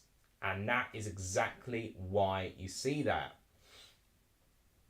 I definitely feel like my Gaffer team's lacking some Norwich players now. Right, let's see this moment again. Long. Just completely unmarked, Josh Sargent. Really unmarked. Captain America indeed. I mean, it was Nisbet, I actually think, who was the one closest to Sargent, but he's not a defender. One of the three main defenders should have been on him. I think it would have crossed the line anyway. So basically, it was a header, and it hit the side of the right-hand side of the post and went across the other post. So I think it went across the line anyway, even when Murray Wallace desperately tried to scramble it out. Millwall trying to get something back into this, but nope, it's defended. I need to see what Ben predicted for this game, because Ben has also had a really good week with predictions too. And at this moment of time, I mean, I've got loads of competition for the predictions this year. I've not had a terrible start, but it's definitely not been the most ideal of starts at this moment of time. I mean, exquisite free kick from Sarah. That's another assist from Sarah as well. I need to get Sarah into my team ASAP. He's playing unbelievably well. So it's Nisbet and it's Ben Mitchell as well, who just does not do enough. It's poor defending by Millwall there, based on their standards there. I'm quite disappointed with that. Right, Millwall now trying to get onto the attack here. But again, Norwich do well to defend. Okay. Zion Fleming, no, he passes it back. Ben Mitchell. Right, Murray Wallace. Cross, headed away. This was actually the most threatening I've seen Millwall play for quite some time. Ashley Barnes wins Oh, okay, he's playing on. Good refereeing there, actually. He's allowing the game to flow. Jonathan Rowe now on the left-hand side for Norwich. He goes into the box here. He's got a bit of space. Rowe, and it's above the stands. It's above the stands. He does absolutely everything right, Jonathan Rowe, apart from guiding the shot way over the goal. It's good refereeing, actually, because the referee could have blown for a free kick when Barnes was fouled, but he saw that the game could have flowed, so he carried on playing there. He was up against Hutchinson, does get ahead, and yeah.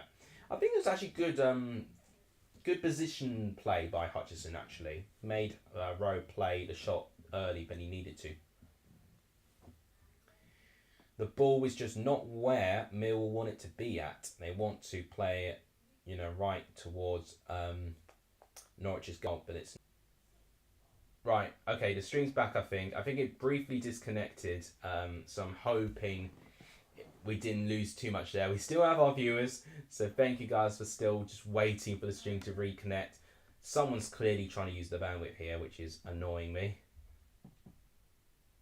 Oh, Fleming tries to find this bit, but he just can't. But a free kick to Millwall in a good position, actually.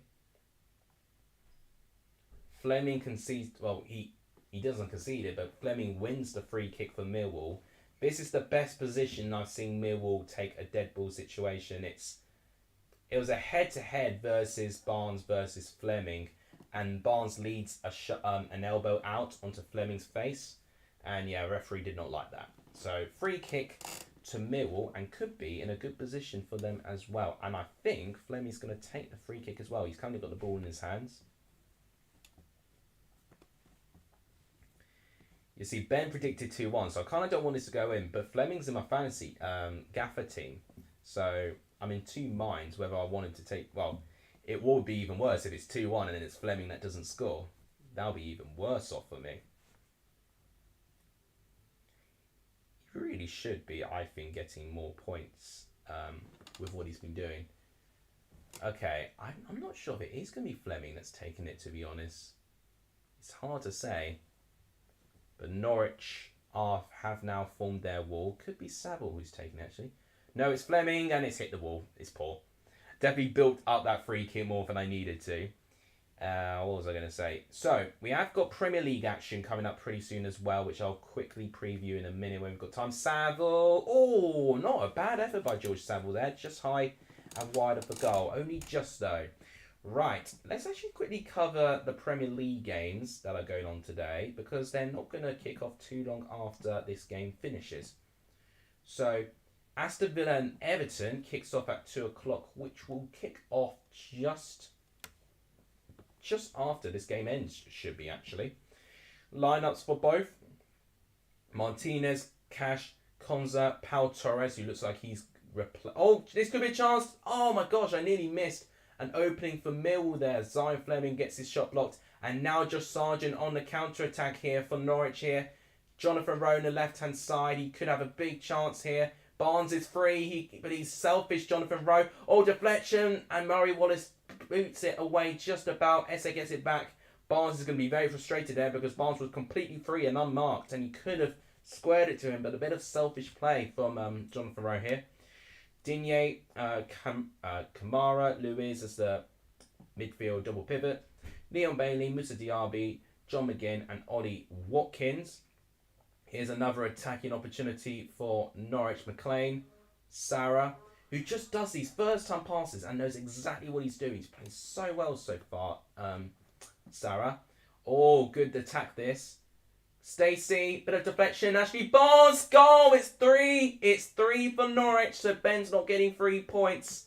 It's 3 for Norwich. And I've got to say that, as I said, their attacking play looks absolutely brilliant. But again, what are Millwall doing at the back here? This is a brilliant performance by Norwich here. Another 3 goals. Ashley Barnes now getting into the scoring as well. He would have been so frustrated after not being given a ball by Jonathan Rowe. But now he's got his goal, which I think he has deserved, to be fair. I think he's actually had a really good game today. So let's see this again.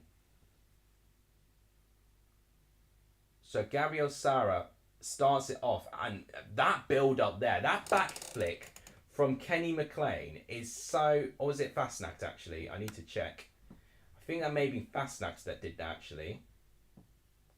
Yeah, Fastnacht. That is so ingenious to do that. Just brilliant. Jack Stacey, and yeah, a bit of a collision between Hutchinson and Cooper. They try and defend it. It deflects very kindly to Ashley Barnes.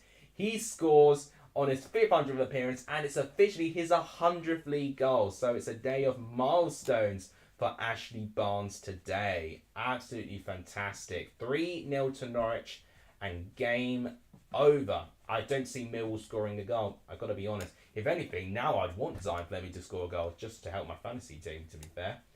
Right, I was covering Aston Villa and Everton as this attack was going on.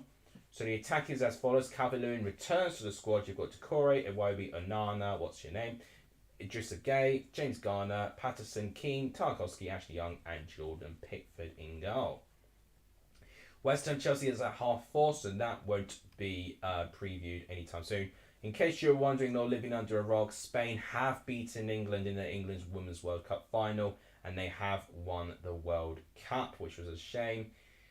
It was from a first half goal in the end by Carmona. And if you see the stats here, Spain have just edged it, and that reflects the scoreline. Unfortunately, England just did not match Spain, and they've lost out. Honeygun, welcome to the stream. Ethan, welcome to the stream as well. When was the last time Cambridge was in the Championship? That is a question I'm not so certain about. I don't even know if they've been in the Championship. So GSGN saying he's currently on 8 at this moment of time. That's going to make my job a lot easier to calculate scores and stuff. If you okay, one thing you could do, GSGN, if you post your predictions either on one of my comments on the video, or if you're on my Discord server, post it there. That will be very helpful just to help me calculate. I really need everyone to cooperate to make things easy for me to make my predictions in a way and calculate them in. This could be another chance here. Sargent, he tries an overhead kick. Oh my god, quite ambitious there. My god. That's what happens when you're 3-0 up. You do absolutely stupid things that you don't need to do. God, if he actually got the connection on that, that could have been absolutely incredible here.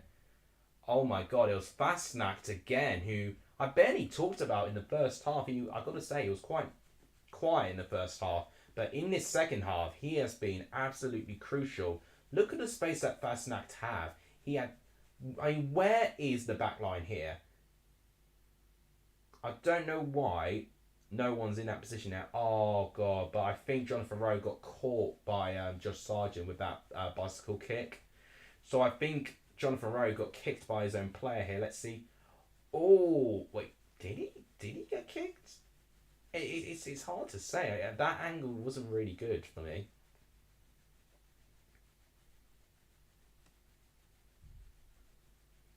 Into Manchester City 3-2. Oh, is he talking about Premier League? Oh, right. So it's just Championship I'm doing Prediction League for this year.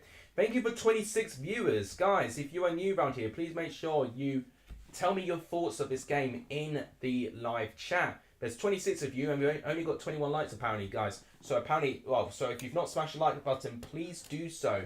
It does help the growth of the channel.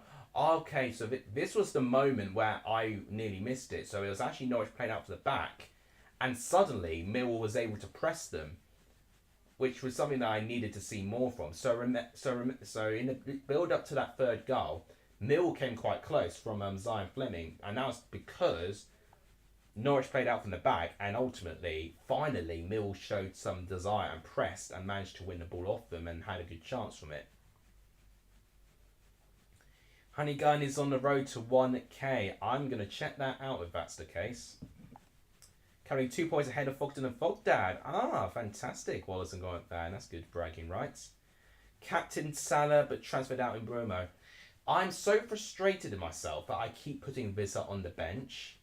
I need to have a bit more confidence in him because he's now scored in 2 games in a row.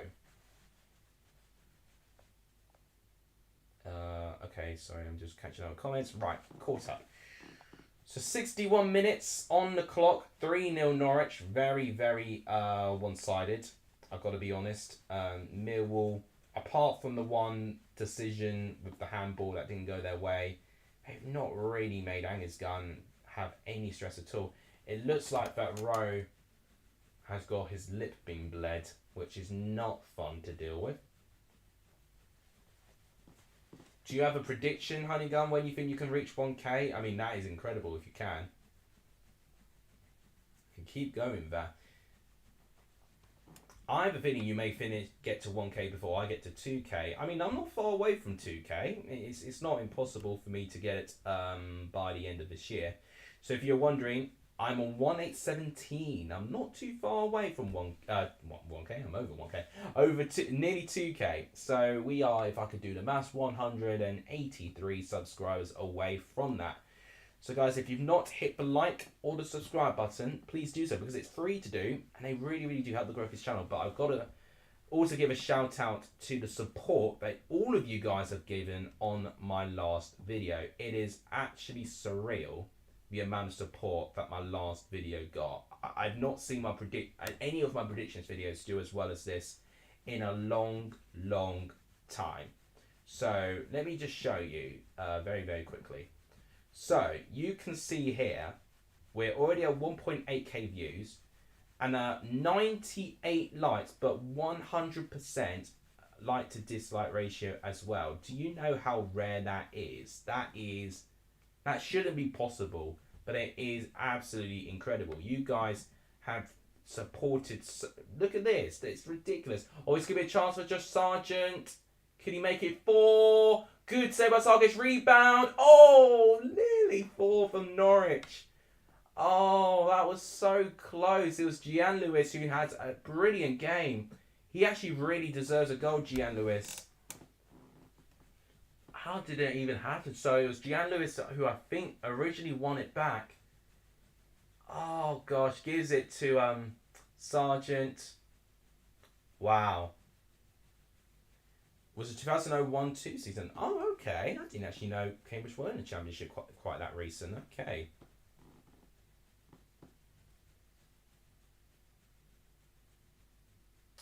Okay, so Gabriel Sara taking the corner. We've streamed for 1 hour, 15 minutes. Oh, short corner. Chance for Rowe. Oh, good. Well defended in the end. But no one's there. Watmore's nowhere near that. Ashley Barnes has managed to... Oh, no, it wasn't Ashley Barnes. It was Jack Stacey who managed to clear out there. Rowe, but it's well defended by McNamara. Oh, that was a bit of an unfortunate event there. Right, Jonathan Rowe. Oh, you're close to 1.2. Oh, well done, Ethan. Really, really well done. You guys are smashing it on YouTube. By this point, I might need you guys to take over. You're going to overtake my channel if you guys are not careful. I would love to post more, but unfortunately, I've got a full-time job that I've got to commit to. Right, so we've got 65 minutes onto the clock. Can we see Mill get 1 goal? That is my major question. So Duncan Watmore passes it to McNamara.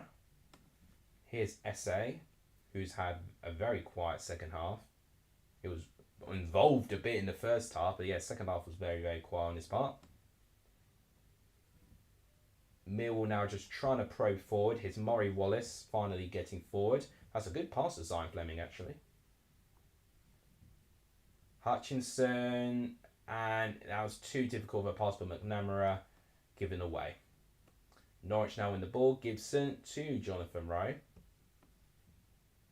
And okay, Millwall kind of pressing a little bit, which is good on their part. This could be a chance, and it's blocked by Saville with the shot, and it's well blocked actually by Gabriel Sara. Here's Jack Stacey to Gabriel Sara. Here's Angus Gunn, and I'm happy to see actually Mill press when Gunn gets the ball now. It shows that they're actually determined to try and get something from their press. Here's Jack Stacey to Josh Sargent. Jonathan Rowe. Look at it. There just seems to be so much space at Millwall, and it's surprising. Good last-ditch tackle by McNamara, but he's won Norwich a corner.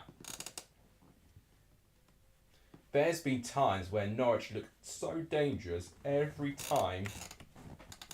They look like they can score Norwich every time they go forward, which is impressive because this is like the sort of attacking intensity I'm used to with Norwich, with Daniel Farke. How can you let people to super chat? I think you need to have the option of super chatting to be switched on. So let's see. I'm gonna just randomly find a live stream and see if I can find an example. I don't think anyone is live streaming this game.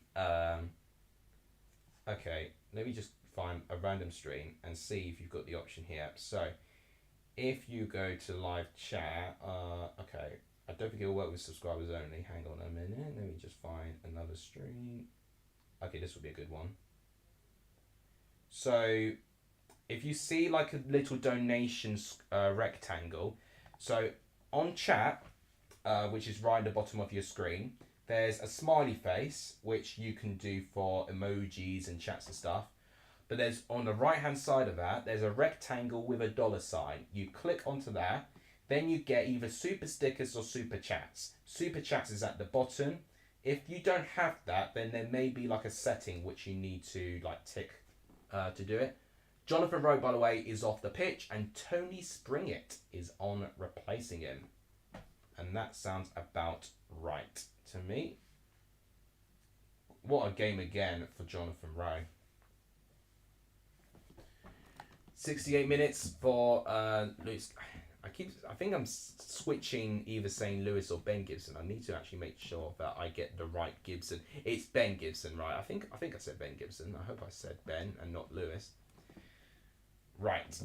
I tell you what, I've got like my window open just to give me that light, but all of a sudden it seems like the sun is like really trying to pelter out now, so it's definitely putting a strain on my eyes. If there's one positive, Mary Earps from England has picked up the Golden Glove award, but I'm still gutted that England have come so close again in the tournament and have lost. It does feel like the norm now that each time we get to a final, we always have to be pessimistic about it. You know, there's never been a time I've seen England win a final comfortably. Even with the women's team, you know, we played against Germany. I did a live stream on it. I remember it vividly. And it was the most stressful thing I've watched in a long, long time. Can never make things easy. And Spain really could have actually scored more than the one goal that they did. The reason that Spain made it hard is for the fact that they weren't clinical. Spain, you know, everywhere else were really comfortable. Norwich again looked like they're determined to score a fourth. Here's Gabriel Sara again, picking out Fastnacht. Great touch by him there. This could be a chance. Barnes with a deflection, and it's wide.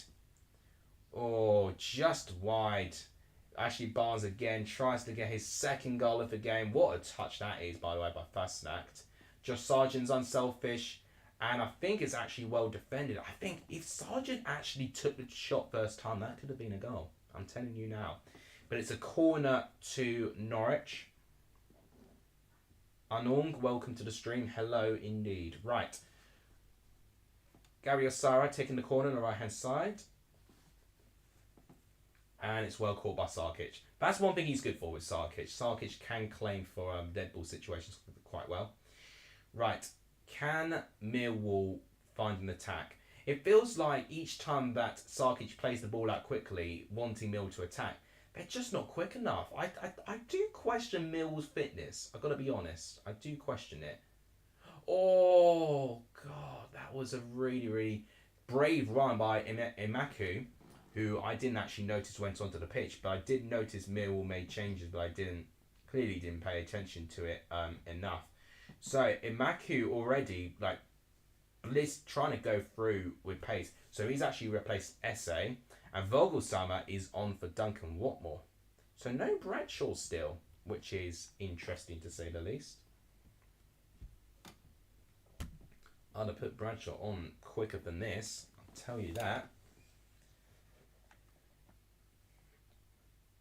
So yeah, I mean, I hope that answered your question, Ethan, about the super chat thing. I actually, I mean, I've been doing it quite a fair bit to Ben and Matt quite recently, but it's never actually occurred to me thinking, it's felt like autopilot in a way. Oh, strangely enough, I could super chat to myself. I mean, I'm not gonna do that because why? Why am I gonna do that? But wow, that's interesting. Didn't actually know that was possible. Okay, Gabriel Sara. He passes it to Jack Stacey, who gets into a great position again. Sargent gives the ball away though to Ben Mitchell, but great pressing again, this time by McLean. Here's Imaku, but outpressed by Stacey. Gabriel Sara now to Ashley Barnes. Kenny McLean now onto the ball in the midfield. Playing a bit centrally here, but Gabriel Sara now passes it wide to Jack Stacey, spreading the play. Josh Sargent now, you definitely can't miss him. Okay, the play's been slowed down a little bit. Here's McLean. There's Springett, number 42. Cross comes in and no one's got it. Yeah, no, welcome indeed. Welcome to anyone who's new in the stream, by the way, because I think we've had a couple of newer names today, so I'm really, really happy to see new viewers join. And honestly, just the average viewer's been above 20. It's not something I'm used to, so thank you guys so much for tuning in today. I appreciate it. Right. Because Norwich are winning by 3-0, it's just occurred to me, look at where Norwich are in the table. They are third place with a +4 goal difference, which matches Ipswich's goal difference as well. They've also got a +4 goal difference as well.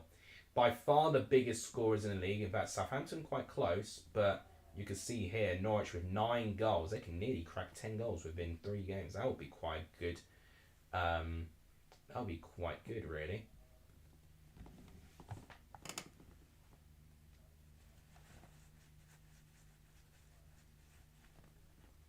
Can you spit bars? I don't know any. Well, I can sing stuff, but in terms of rap, I'm really bad with lyrics. If I knew lyrics, then I probably would be able to naturally do it.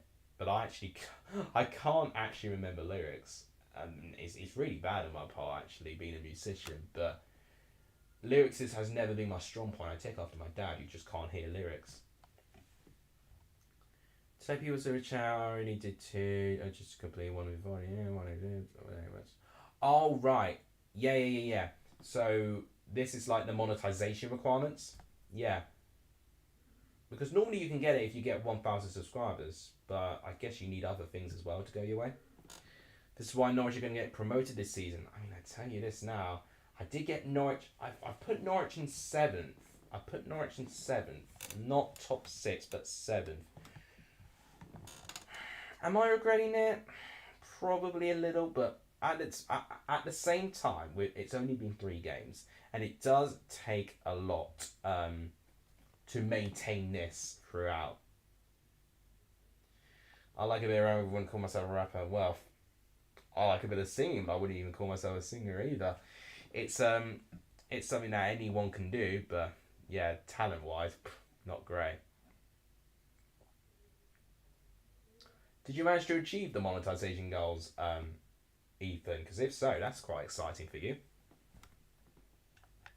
I'd have thought that. I thought if you get 1,000 subscribers, you get it by default, unless I'm missing something. Right, Norwich still on the ball. Millwall just struggling here. Millwall are not far off being a top championship side. I think they've been really shown up today, to be honest. I feel like Norwich, attacking-wise, are looking really good. They really are looking good.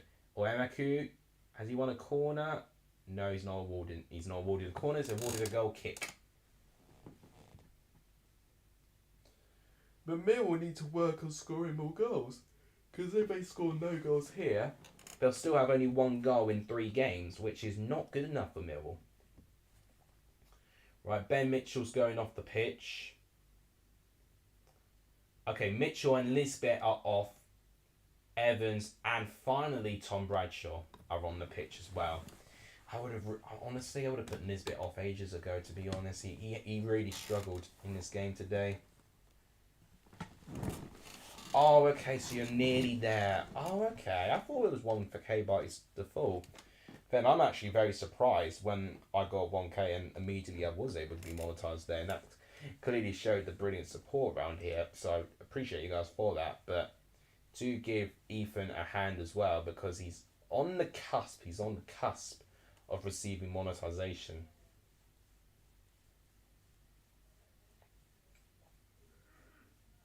Right, so we've made it to the 77th minute. Here is Murray Wallace. He tries to find Bradshaw, but too much power, and it's way too easy for Angus Gunn. I've just noticed that you can actually like give hearts and awards and stuff like that. That's really cool. That's actually really cool. I think that's what I kept seeing when I was reading chat, that people were putting those little messages across.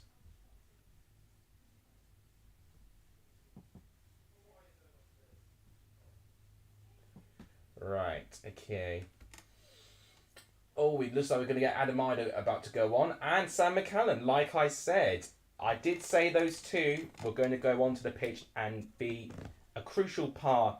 And am I actually seeing things? We've saw not only a cameo appearance from Mr. Championship Matt Sky Blues, but a donation as well. My goodness me. It doesn't quite pay back the amount of times I donated, but honestly, that is so incredibly kind of you. Thank you so much, mate. That is so appreciated. You wouldn't even believe. Oh, here we go. Here comes Charlie. He's woken up now. Matt, you've already been shown up here. Thank you, Charlie. I really do appreciate that. My goodness, guys. The support I've got the past 2 weeks has been insane. My score prediction's nearly getting 2K views, which it never does. 98 likes with 0 dislikes. That shouldn't even be possible, but it's happened. And I've got to be honest, when I recorded that video, I said to myself, I sound really unenthused. But it's somehow okay. Alright, I'm just going to let this match go on. Honestly, just be mindful of your bank accounts. Honestly, that's all I can say. Here's the accountant side of me going through. Be careful. But I am so incredibly appreciative of the generosity. I mean, Matt, I wasn't even given a chance to tell you that in my last stream, Jack and Charlie had donated over £100. They were literally going at each other and thinking like, what is going on? What am I doing? And what it's teaching me is that I'm probably going to stream a lot more often. I'm going to stream. God, okay, I'm not even going to... Oh, there is a betting war. It's part 2 of the betting war. I mean, last week it was horrendous, but this time it's going to be absolutely incredible. Right, Fastnacht and Sargent are off the pitch. Sargent, who had scored one of the goals, Fastnacht, who assisted the third goal, is off the pitch. Sam McCallum and Adam Ida are on the pitch. I'm going to try and give you coverage whilst not getting too distracted. Thank you, Charlie, and also thank you, Matt, for your incredible generosity. It doesn't go unnoticed, and it is truly appreciative as well. Lequan, welcome back to the stream. What's going on over here? I don't know, but I'm going to just roll with it. Right, here comes Millwall. They have a small chance here, but Sam McCallum already onto the pitch, intercepts the cross and boots it away. Oh my gosh. I mean, yeah, round of applause for Charlie. Absolutely incredible. That is, God, I don't even want to count the amount that he's donating now because I'd actually be a bit scared. Right. So, let's summarise this game. It was 1-0 at half time. Jonathan Rowe again scoring a goal. And I really wanted to include him into my championship fantasy team, but I don't know. I was feeling that he was going to have a slight drop-off, but he scored the opening goal. Brilliant build-up play by Gabriel Sara. Sara, I think, has picked up 2 assists as well, at least in this game as well. So, brilliant build-up play for that one for Jonathan Rowe, getting into the bottom right corner. Second goal came from a dead ball situation from a free kick. It was a very avoidable free kick. Sara taking the free kick and Josh Sargent winning the header, getting above Nisbet and Mitchell. And then for the third goal, it came with Ashley Barnes scoring his 100th goal in his 500th appearance. It was actually Fastnacht that picked up the ball, starting it off, and Gabriel Sara with a first-time pass, finding Jack Stacey. Then, Fastnacht did a back heel pass to get past the back line to give it to Stacey again. Gets the cross. Ashley Barnes manages to find the ball generously bounced to him. It was a bit of a collision between Hutchison and Cooper, but then Ashley Barnes picks it up, scores the easiest goal he'll score, and that is how we made it to 3-0. Sarkic just made a couple of saves, and Angus Gunn has made pretty much only one save in the entire game. It has been very, very one-sided. Yeah, absolutely. If you've not subbed to Matt SB, do so. And thank you, Charlie, for actually commenting his channel. I'll actually pin that, actually, because you will not be disappointed either way. You're going to get guaranteed footage and absolute incredible what's the right word? Absolutely incredible content if you do. So please do so. I can't actually do it because the reaction part is out of the way. I can't actually pin it at the moment, but I will do so when I eventually can. Matt, I'm actually really excited how the channel's going at the moment. Okay, Charles Mill. Oh no, it's crossed and it's high and wide. So, well, in 1817, we actually gained 30 subs from our last video, which is insane. It's been over a year since one of my videos gained that much attention. But I got to thank you guys for the support, because when I started posting content again, I think I was only just over 1,500. So it has actually accelerated quite a fair bit when I started back. And I only need to post like one video and one stream a week. And that's all I got to do, really. You know, I know it's not as involving as it has been in previous years, but it's what I have to do to manage everything else I'm doing as well. And it's keeping you guys entertained and happy, and that's all I can really do to keep you guys entertained, to keep everyone happy as much as I can. Oh, Ipswich away. I'm already really excited about Ipswich playing against Leeds at this moment. Although I'm a little bit annoyed because I don't think I'm going to be there because there's a train strike on that day.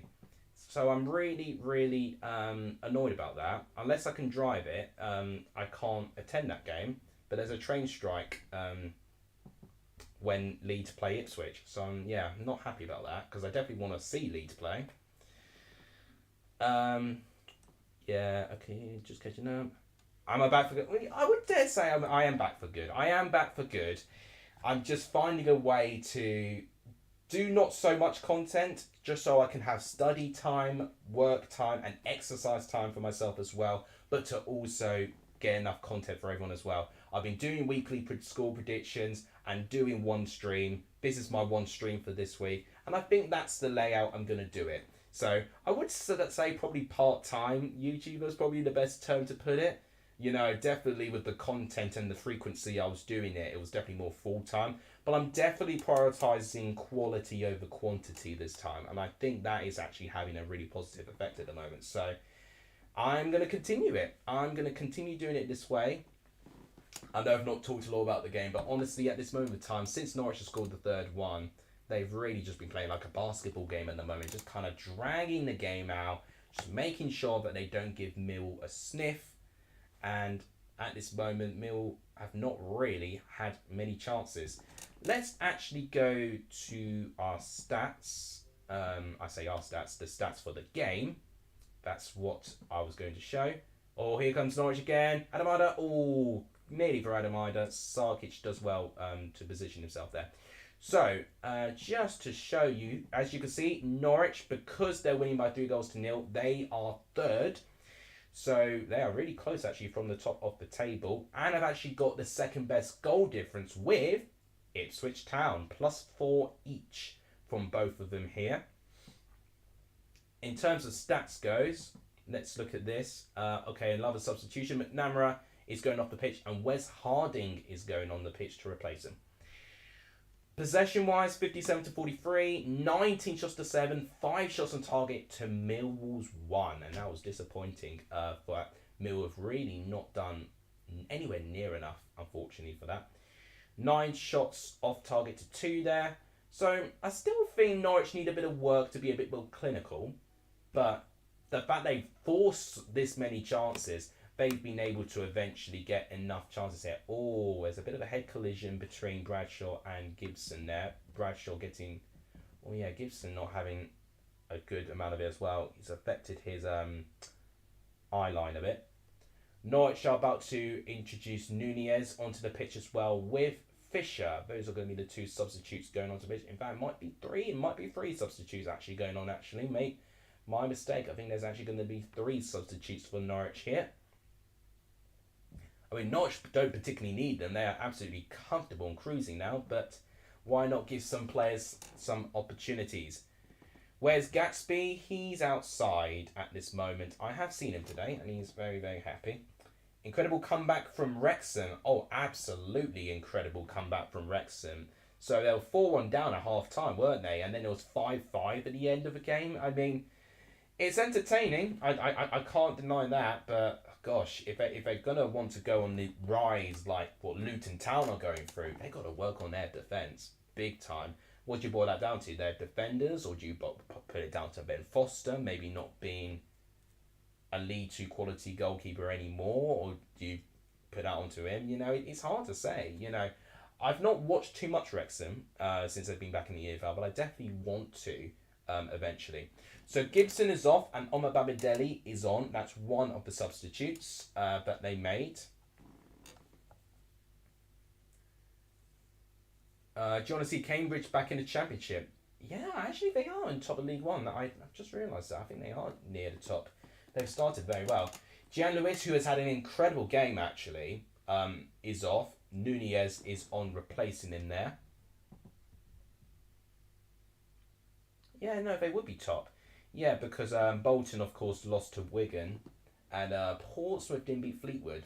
Was it Fleetwood they played? I think it was Fleetwood they played. Correct me if I'm wrong. If you had gone to every Wrexham game so far in League 2, you would have seen 6 to 5 goals per game. Yeah, I mean, guaranteed entertainment. I'd put like the tickets up, you know, at a really high price if you're going to get guaranteed goals. Oxford would be nice. Oh, well, to be fair, I'm always Team Cambridge over Team Oxford, simply because my brother is at Cambridge. So I am going to be Team Cambridge over Oxford. But in terms of teams, you know, I'd love to see either one of them have a good crack at a championship. Go on, is it maximum points? Or I think they played 4 games. Correct me if I'm wrong, because I think League 1 and League 2 had played in midweek.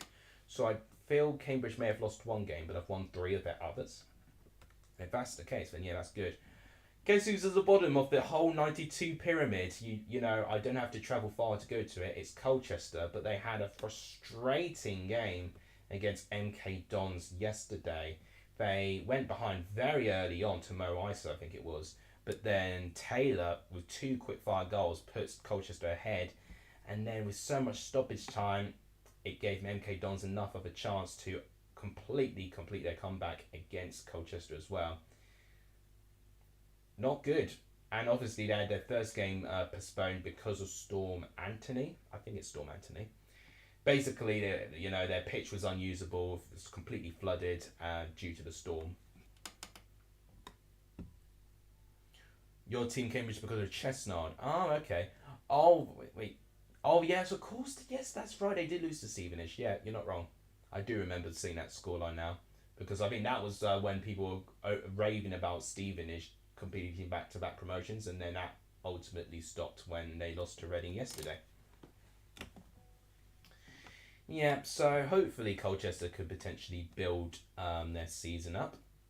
Which it has not started well. Yeah, they've not started well at all, really, at this moment of time. Right, okay. Here's Ekwanda, maybe. Oh, it's a goal! It's a goal for Millwall. They managed to get a goal out of absolutely nothing. It's 3-1 Millwall. I'm disappointed it wasn't Zion Fleming. But wow, out of absolutely nothing. Wow. I've heard good things about him, and now I can see why. Literally, Gunn has had a very quiet day in goal. But Imanku, they've done it. Millwall have scored a goal. Their second goal this season, so let's see this. I don't think Fleming assisted. That's a shame if he didn't. heard the name Chesnell, but I've not watched his stuff. That's a great touch by MM Kanu, actually. So, literally within minutes of David Wagner making his substitutes, they concede there. So, maybe he did it at the right time just to stretch, maybe just to get more players opportunities to play. But you can clearly see a gulf in the quality, back line especially. Millwall would think they can get something out of this now. We've got 8 minutes of added time, by the way. I didn't specify. We've got 8 minutes of added time. Absolutely insane. I don't think 8 minutes is warranted. I would have thought it would have been 6. But we've got 8 minutes, and Millwall have now scored in the first minute of those added times. They'll feel that they can potentially get something there. Mark Smith, welcome to the stream. What a prediction, 3-0. Well, unfortunately, not 3-0 anymore. Omar Bamideli's been given the yellow card, by the way. Stevenage has had a good start to the season, indeed. I'm very surprised with them having a good start to the season. Maybe I shouldn't be surprised with them having Steve Evans in charge, but wow. Matt with a question on Norwich. Would you say Norwich look the real deal this year? Attacking-wise, yes. Attacking-wise, I think they are top 2, I would say.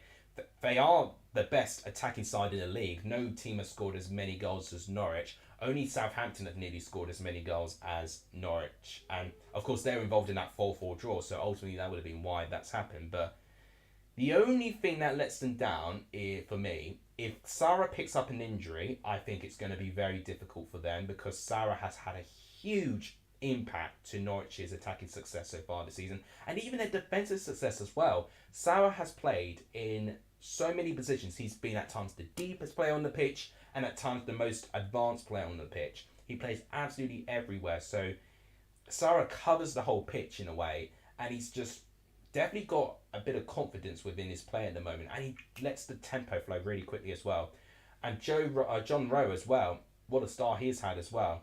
So at this moment in time, the only thing I fear is if Norwich do lose a game, how can they pick themselves up from it? Because I think it's easy at this moment of time to have an unbeaten start, but if something goes out of the way, let's say a penalty decision doesn't go their way and then they lose the game and it's a frustrating one, like a QPR 1-0 win, for instance. Can they pick themselves up from it? Their mentality can also be their biggest downside. And there was one moment in the game where they played out from the back, which Millwall managed to intercept. So they've got to be very careful, Norwich, if they are going to be playing out from the back against teams that are really good with their press. Millwall have disappointed me a big time today because Millwall are a team that typically no one likes to play against. They're physical, aggressive, and their press is supposedly really good. I've seen so little press in that Millwall side today, it is scary. And I think that has ultimately played into Norwich's hands and it has made it way too easy for them today. So it could be down to Mill not being so good today, but I think Norwich attacking-wise look fantastic. They always look very dangerous when they attack. So I couldn't give you a prediction where I think they'd finish, but attacking-wise, this is giving me glimpses of what we're used to seeing with Norwich with Daniel Farke. It's only their back line which still needs a lot for me to be convinced by. But to be fair, I think this has been their best defensive performance today. Probably because Mill have not really been able to challenge them with their pace. Charlie's trolling man about Coventry there. I mean, how do you feel about Coventry? The way that I heard with that Swansea game, it sounded like that Coventry slightly edged it, but I know Coventry have got a really poor record against Swansea there. But of course, Swansea have not started well themselves, so I thought maybe Coventry could get something out of it. But it sounds like to me that their build-up play is fantastic. It's just their final ball. And I do think Ellis Sims and Haji Wright just need a couple of games just to get themselves going. Like if one of them scores 2-3 goals in a game and then they'll get that motivation and confidence from there, it could really make the whole team tick. They've got a lot to deal with, Coventry. Losing Hamer and Gyökeres, they've got to completely change the way that they play because they really were relying on those two for their success. I think I heard Ben Chief playing quite well for Coventry yesterday. He's going to have to play in a very similar role and responsibility that Hamer did. So a lot of the players that were not being relied upon so much have to really step up this year. So it's interesting. Mill with a corner. Header. Oh, good last ditch defense. I can't say the name. Omar Bamideli. My gosh. And Angus Gunn manages to get it. We're in 6 minutes of the 8 minutes of added time. So it's a shame that Mill are now looking a little bit more dangerous now. It's only taken until stoppage time for Mill to actually carry some form of threat, unfortunately. Yeah. I mean, it's two tough teams in Sunderland and Watford. I think those are the two home games you got. But they're winnable. Sunderland have not started so well. Watford, they've lost their first game of the season, with it being their first away game as well. They're definitely winnable for Coventry. They really, really are. And yeah, you did indeed start well. So it shows that, Coventry are definitely starting better. But at the same time, you'll need to maintain your form in the same way that you did last year, because the form that Coventry were under was insane. Okay, the one fixture Matt SB doesn't like at all, Preston North End. Is there any particular reason why he doesn't like that? I tell you what, Matt, because you did say you wanted to do a video with me. Just let me know when you feel like that you're free, because I'll make myself free in one of the days that I've got in the next couple of weeks or so. We'll get something sorted there. And in terms of seeing us in real life and going to a football game, I will definitely see Ipswich versus Coventry if there's no train strike. Oh, this could be a chance before. Oh, could it be? Oh gosh, nearly 4 for Norwich there, and I don't know how he even got to that there. Just the defence completely fell asleep there, and a little bit of pressing there. I think by McCallum actually. Coventry have good record against Sunderland, and Preston never win there. Okay, that'll be why then. Right, the full-time whistle has gone at Carrow Road. It's been a bittersweet day. Obviously, we kept our attention to the the World Cup final in Sydney, Australia, which England sadly lost out to against Spain. So we had that to deal with over the half time, but we've also been pleasantly entertained within this game. 4 goals, I can't complain with that at all. Norwich again with a win. That is 2 wins in their opening 3 games, 2 home wins in a row for Norwich as well. Considering last year where, had they not scored against Hull, they would have equalled the club record of not scoring goals at home. The fans at Norwich are looking happy again. They're looking more positive. They're looking optimistic now of their chances this season, and that's great to see. So Norwich now looking like that they've turned a corner, which is really good now. It's now just going to be interesting to see if they can replicate that away from home. Obviously, their last away game was that impressive 4-4 draw there with Southampton. So maybe defence might be something that they need to work on, but overall, attacking-wise, I cannot fault it. 19 shots they crafted. I mean, the only downside is the amount on target. Only 5 on target. So maybe they could be a bit more clinical. But at the same time, they're looking so energetic, creating so many chances. They are, without a doubt, definitely going to be a team to watch.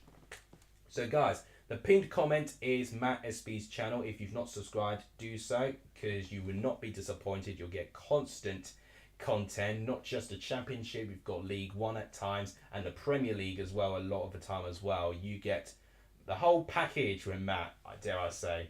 So regarding Matt, if you're still around, we'll definitely attempt to meet if you can make it to Portman Road for Ipswich Coventry. I might try and see Coventry at home against Ipswich as well, so that could be a good excuse for me to go to Coventry as well.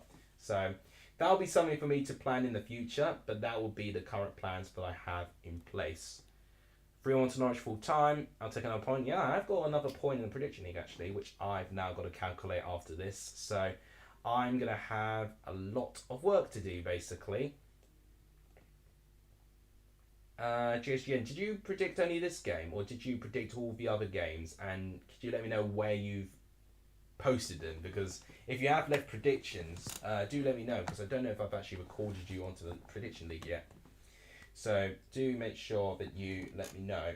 Right, God, Ipswich Leeds, the tickets are now on sale, but I know I can't get them because of a bloody strike. So All the games on Twitter. All right. Well, hang on. Let me just go to my video. So my Twitter GSGN is there. So if you follow my Twitter account, I don't know if you already do.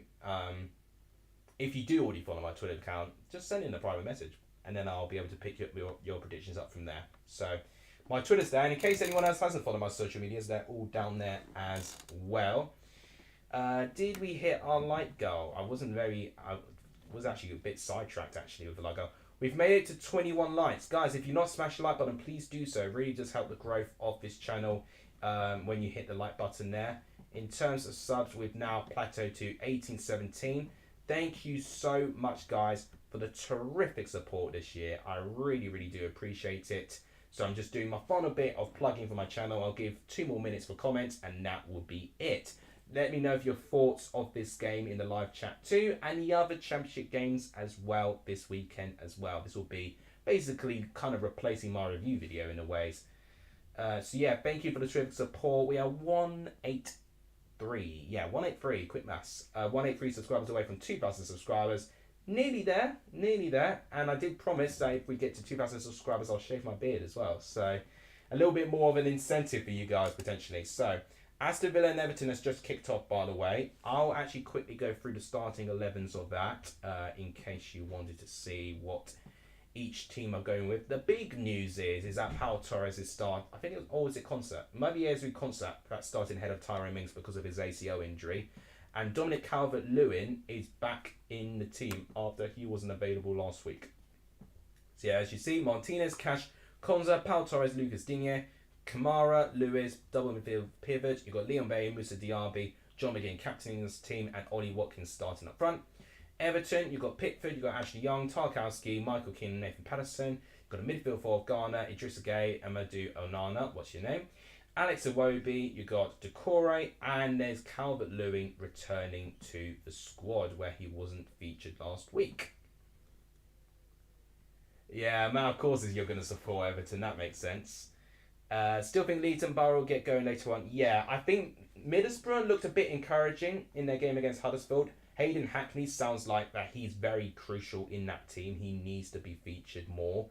I mean, I think he had an injury, which is why he didn't start the season. But, gosh, I'm just watching Norwich now, just hyping up the crowd. I'm liking the turnaround of optimism with Norwich. It's night and day what we were used to this time in the end of last season to the start of this season. I'm really impressed how quickly they've turned around their fortunes, and I'm really pleased that they've done that.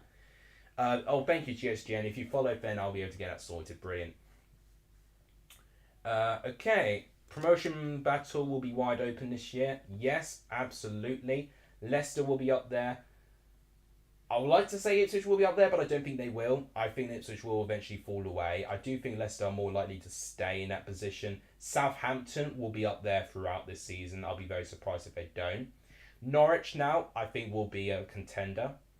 Leeds and Borough, I think maybe later on. Maybe they'll be around top 6, potentially. Who else for promotion? I wouldn't actually rule out Stoke, actually. Stoke are finding ways to win that they've not found ways to win last year. I know they lost to Ipswich, but if their home form is any good, they will be great. I don't think Preston are going to stay high up there at the moment. Let's actually quickly look at the table, since we're on the conversation of promotion. So yeah, I think Leicester will stay up there. Ipswich may fall a little bit. Norwich will stay up there. Birmingham, I think, will finish at least top half this year. Southampton will be way up there. Preston, I think, will fall away eventually. Hull could be up there. Stoke, I think, will be more likely than Hull to be up there. Although, the signing of Scott Twine is a good signing for Hull, actually. Watford should, but whether they will be, I don't know. Coventry should, I think. But again, whether they will be is a matter of the strength and depth of their squad. Plymouth at this moment of time will be pleased with 11th. But yeah, whether they'll stay as high as that, not sure about that. West Brom, I think, will improve. I think West Brom will improve as well. Sunderland, now they picked up their first win, I think will start improving too. And yeah, we mentioned about Leeds and Middlesbrough. They will improve. Didn't mean to do that. Leeds and Middlesbrough, I think, I agree, will improve. Cardiff and Huddersfield will be around there. Swansea, I hate to say it, but I think they will be around there as well. I think it's going to be a very difficult season for them. Rotherham and Sheffield Wednesday not starting well, which is what a lot of people have predicted there. So some of it what we expected, but a lot of it what not we expected. I don't think people would have predicted Ipswich to be top of the table at the start of the season, but yeah, I don't know where they want to finish, to be honest. But when I've spoken to people in my office about what they want Ipswich to finish, it's very mixed. Some are wanting to just survive the season.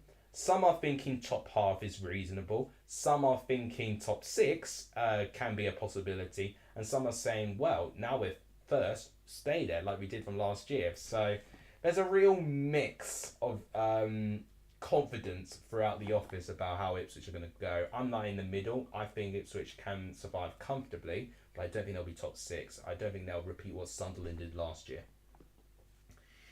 Yeah, Birmingham do start well, Matt. You're not wrong. Same with Blackburn, actually. Blackburn and Birmingham tend to start well, and then eventually something happens and they fall away. But Birmingham feels a bit different this year. You know, with the new ownership, they do give me a bit of confidence, Birmingham, that they will have their highest league finish in 5 years. I think they will. I don't think they've been in the top of the table for at least 5 years, probably even more than that, actually, now that I think about it, because it's been really depressing, actually, seeing Birmingham finish as low as they have been for as long as they have done. It's been a long, long time since Gary Rowett, actually, I think, was the last time, or maybe Gary Monk, actually. No, Gary Monk's first season at Birmingham was the last time that Birmingham finished as above mid-table. But that was ages ago. That was around 2017. So, you know, Birmingham more than ever deserved to finish in a decent position, and I think this year could be a good chance. Good chance to Chiefs, indeed. Okay. If you just at me or like, you know, use my name and stuff like that, I'll be able to find it. Alright, don't worry about that. Okay, so I think that might be it for today. Unless anyone has any more comments and questions and stuff about their games, I can then go and have my lunch, which I actually have no idea what I'm going to have. I think I might have a microwaved Hunter's chicken today, something like that. So I'm going to now what am I saying? I'm going to now make way to have lunch. I'm going to calculate your prediction league points and then probably do some revision as well, because I really needed to do some as well. But I really enjoyed this game today, giving me a good idea that Norwich are going to be right up there this year. If you've not seen my pinned comment, please do make sure you click on it, because it takes you to Matt SB's channel. Subscribe to the man. I've collabed with him a couple of times, and I've obviously shown as much of my support to his streams and videos as much as possible as well. So make sure you guys do the same, because he is quickly approaching to be the king of the championship content creators. He will be very, very soon, I can guarantee it. So that's everything I need to say. If you've not liked the stream, please like the stream. It really helps. Just even liking the video last time, you can see how many more people are now approaching my stuff because of that. Liking is free to do, and it really helps to grow this channel. And same with the subscribe button as well. Subscribing to the channel means that more people are going to come across my work, and means we are going to grow as a stronger and larger community together. We're on 1,817, 183 subs away. Oh, is it a goal for Everton? Wait, no. No, wait, I'm getting confused. Sorry, I'm watching the game. Right, so yeah, we're on 1,817. It was actually, I think it was actually, yeah, it was, there's Ipswich's goal. That was Connor Chaplin's goal. Oh, that's, scrappy goal there. Either way, so 183 subs away from 2,000 subscribers. That's how close we are. Subscribing to the channel really, really does help the growth of this channel, and it means more people can see what we do and we grow as a community together. So I think that's it. Thank you guys for tuning in today. I really do appreciate it. You guys are legendary for joining the stream. As always, I'll see you guys soon with an updated prediction league table, and the next video you'll see will be my week 4 score predictions. Can't wait for it. I'll see you guys next week. Take care, everyone. Have a good rest of your day and enjoy the rest of the football later. Take care.